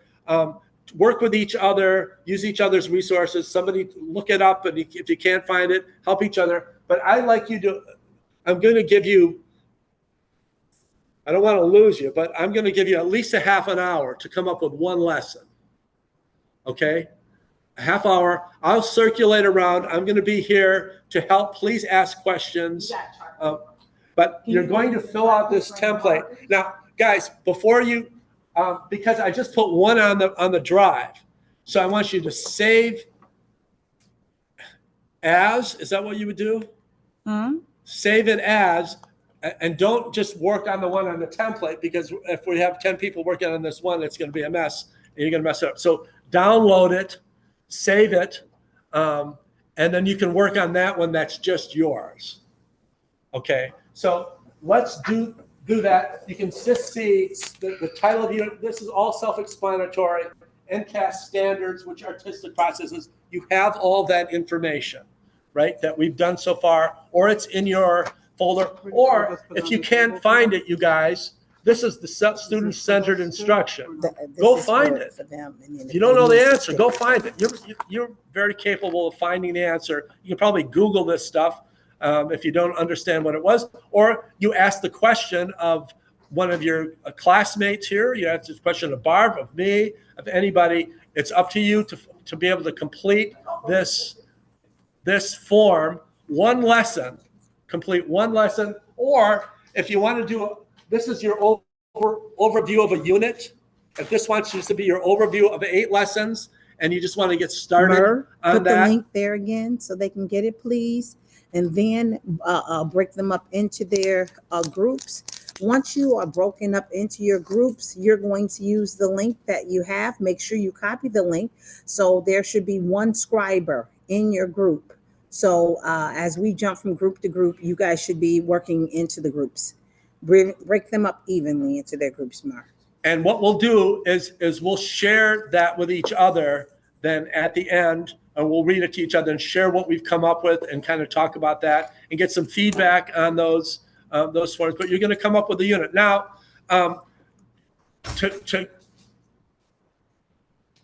piggyback on something that Barb said, if you want this to be an interdisciplinary unit, you can do that. Okay, if you want to be just for art or for music or for theater, you can do that too. Okay, fill in these blanks, and you're going to address SEL, you're going to address standards, you're going to address these kind of things. There's something called essential questions are taken directly. Those are your, what question can the student answer at the end of your class? We talked about, you can find them on the national standards, okay? Or you can make one up. Like, what is the objective of that lesson from a kid's language? What are they going to be doing at the end of that lesson? Some districts use I can statements. So at the end of the lesson, the students say, I can draw a 3D picture, a scene using three-dimensional lines, whatever. You know, they're called I can statements. That's being kind of popular going around a lot of school districts. But just having the students say what they should be able to do nor be able to do in the students' words is an I can statement. But if you want to put that down there, that's okay too. Or if you don't get it, leave it blank and we'll talk about it later. But maybe you can look it up if there's any question about that. So, okay, get to work. We are here as guides and resources. And like I said, come to at least have one page filled out in 30 minutes and ready to go.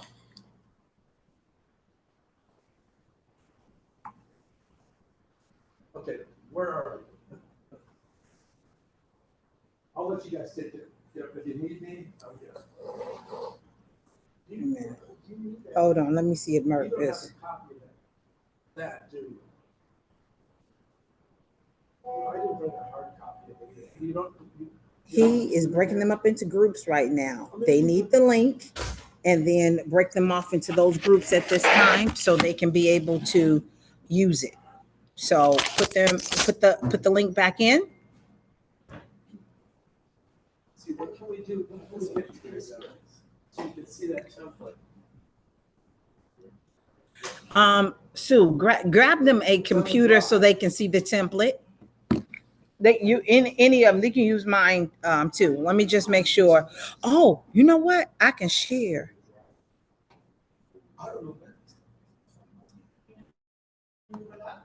Yeah. No. Give them the open up the standards. Yeah, open it up and then bring it over here to them, please. Hold on a minute. Drop the link back in there, please.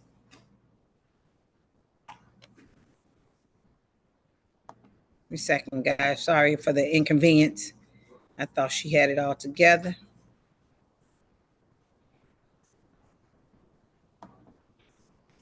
And if you all have the link faster than me searching for it, because I see Murr is not responding so fast. Give them the link first. Give them the link first. They can't go with a room and they don't know what they're doing. Okay, copy that link, guys. Now break them into their breakout rooms, please. If they even go on the presentation and go to that page, the link would be on that page even. But they found it, right? Yeah, they got it. Okay. Sometimes when you're talking to them, I think you're talking to us. Sorry. I'm sorry. Hold on. I'm pulling it up. I'm pulling it up.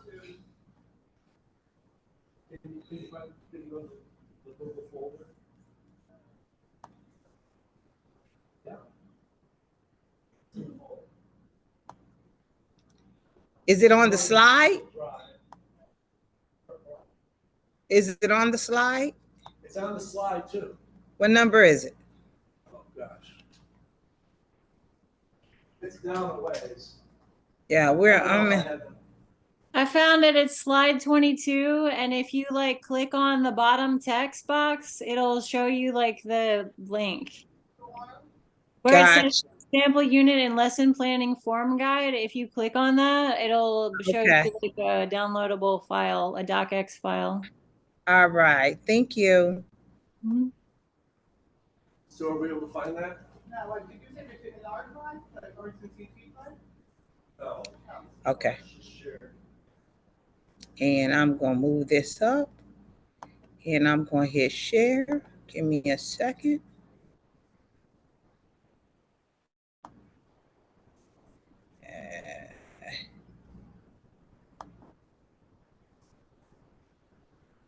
Did you break them up into groups?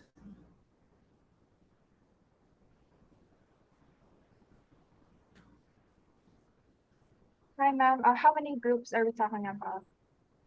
How many people do you have on here now? How many people do you have here now? 6, 7? We have 8 people. 8, then break them up in 4 and 4, please. Okay. So who are the people for group one? That's all right. Just break them up 4 and 4 so they can be able to work on their project. Okay.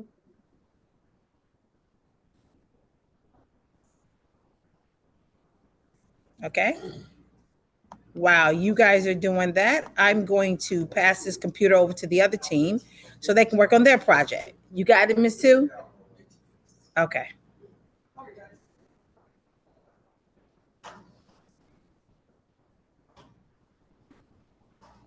So you're probably just gonna have to copy some of this down. Because you can't really.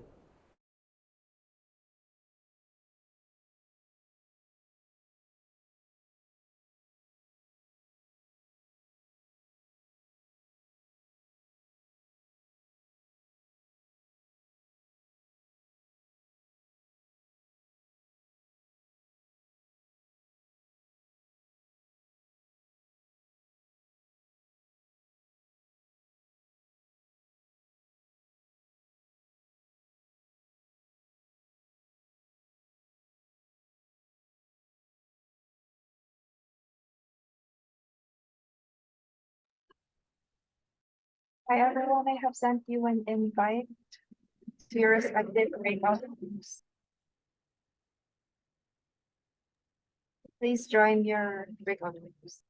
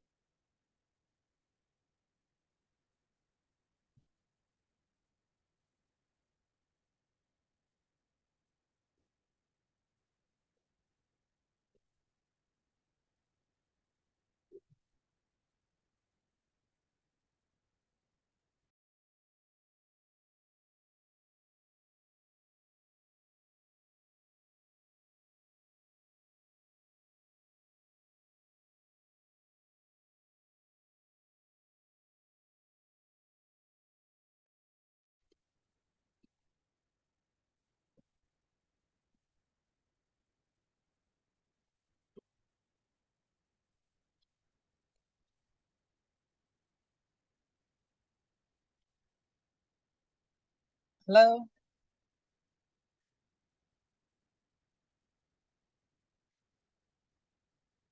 Hi, Ms. Marjorie. So I'm asking everyone to please join your respective breakout rooms. Okay, I I don't have know. already sent you the invite. Oh, you sent me It the will invite? pop up. Yes, it should pop up in your screen that you are being invited into a Oh, breakout in the room. stream? I don't see In the mine chat? either. Yeah, yeah, I don't have one either.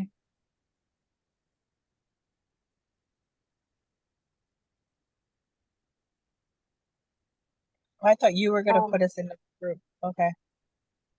You gonna send it to hold me on. via email? Hold on, I'll try again.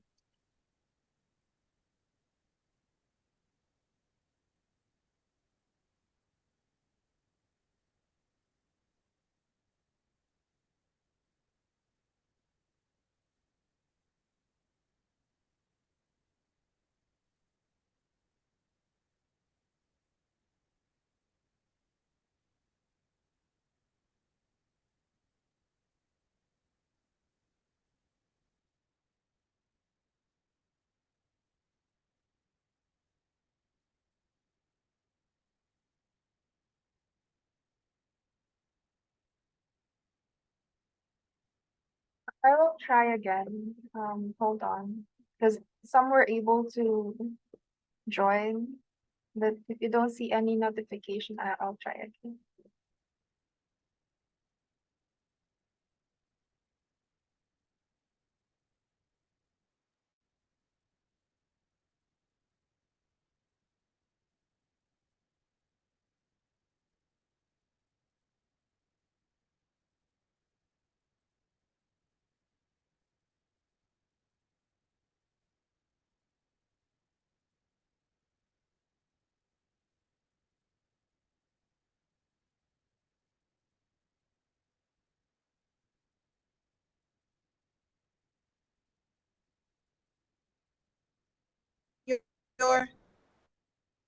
Did you get a chance to work on it?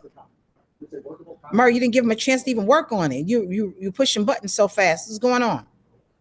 I was trying again, ma'am, because they didn't get a notification for them to join. Some were able to join, but some of them were left here and they didn't get the chance to go to the breakout room.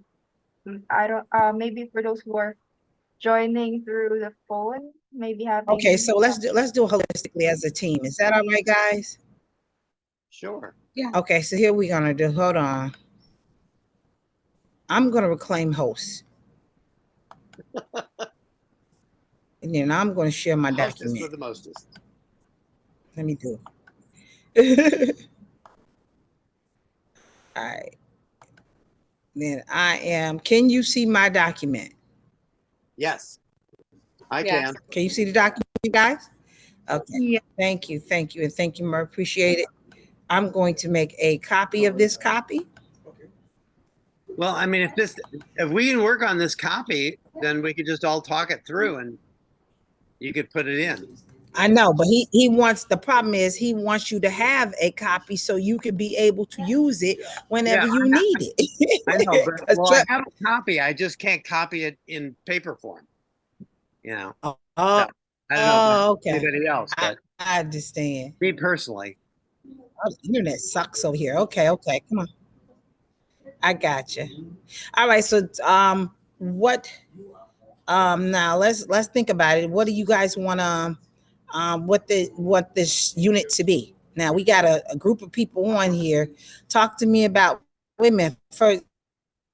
First of all, everybody give me this one with that. What's yours? You got I know Lucy here. I know Chelsea. What's yours? Can you hear me? You're kind of breaking up. I you're didn't breaking hear you. up. I kind of heard my name, but I don't know what you said. Can you guys hear me? Yeah, now I can. No, can't. Better. If you can hear me, I'm breaking up. Yeah. Yeah.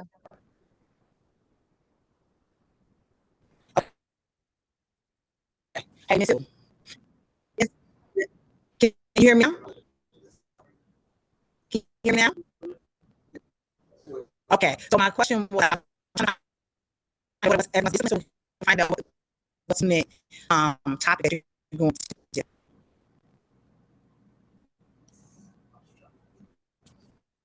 Can you hear me again?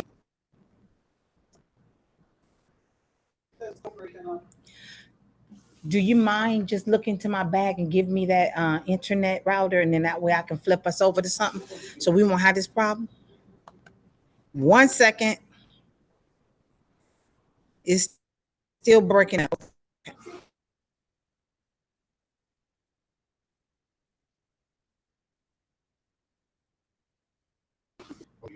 It's not working.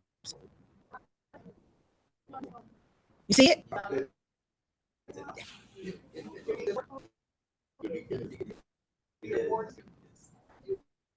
Natasha.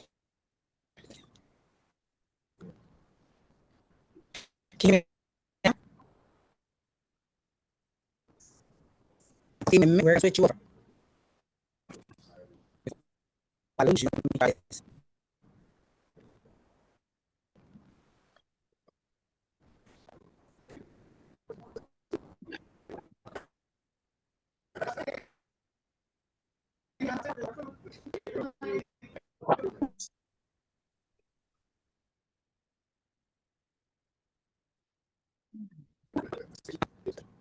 Hear me now?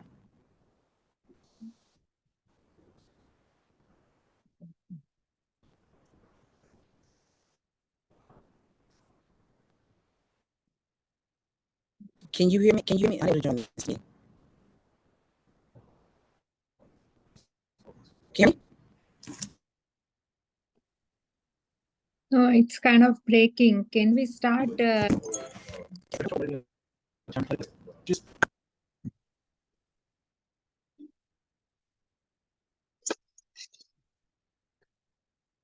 form isn't that important. It's the headings in the form. So they Right. could write it on they could do it on a Word. They could do it on an email if they want. Just put some headings in there and then finish it up, you know. I know. Somebody should be writing on there though, but I don't. Not on this one, but yeah. Right, but I'm saying that.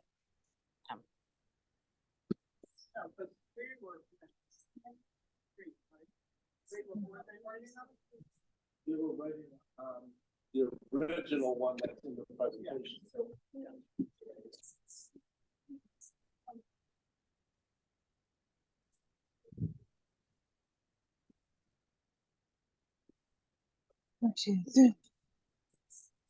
Give me a second. I 819 8 BE00.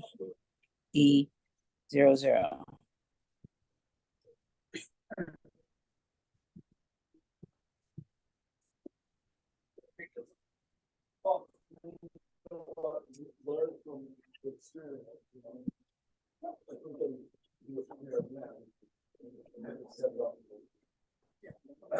Because you know how the board.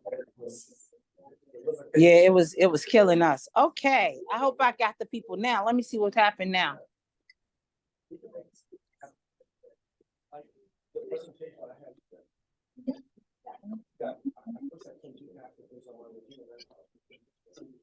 I've got the Oh my sidebar, God, but this is I don't so have. stressful. She says it's a little bit better. It's a little bit better. Does anybody have the form? I don't even know. This Yeah. meeting is being recorded. Yes, All right. I have. Can you hear me now? Marjorie Roscoe. Thanks. Okay. I just switched to my thing on my phone. I mean my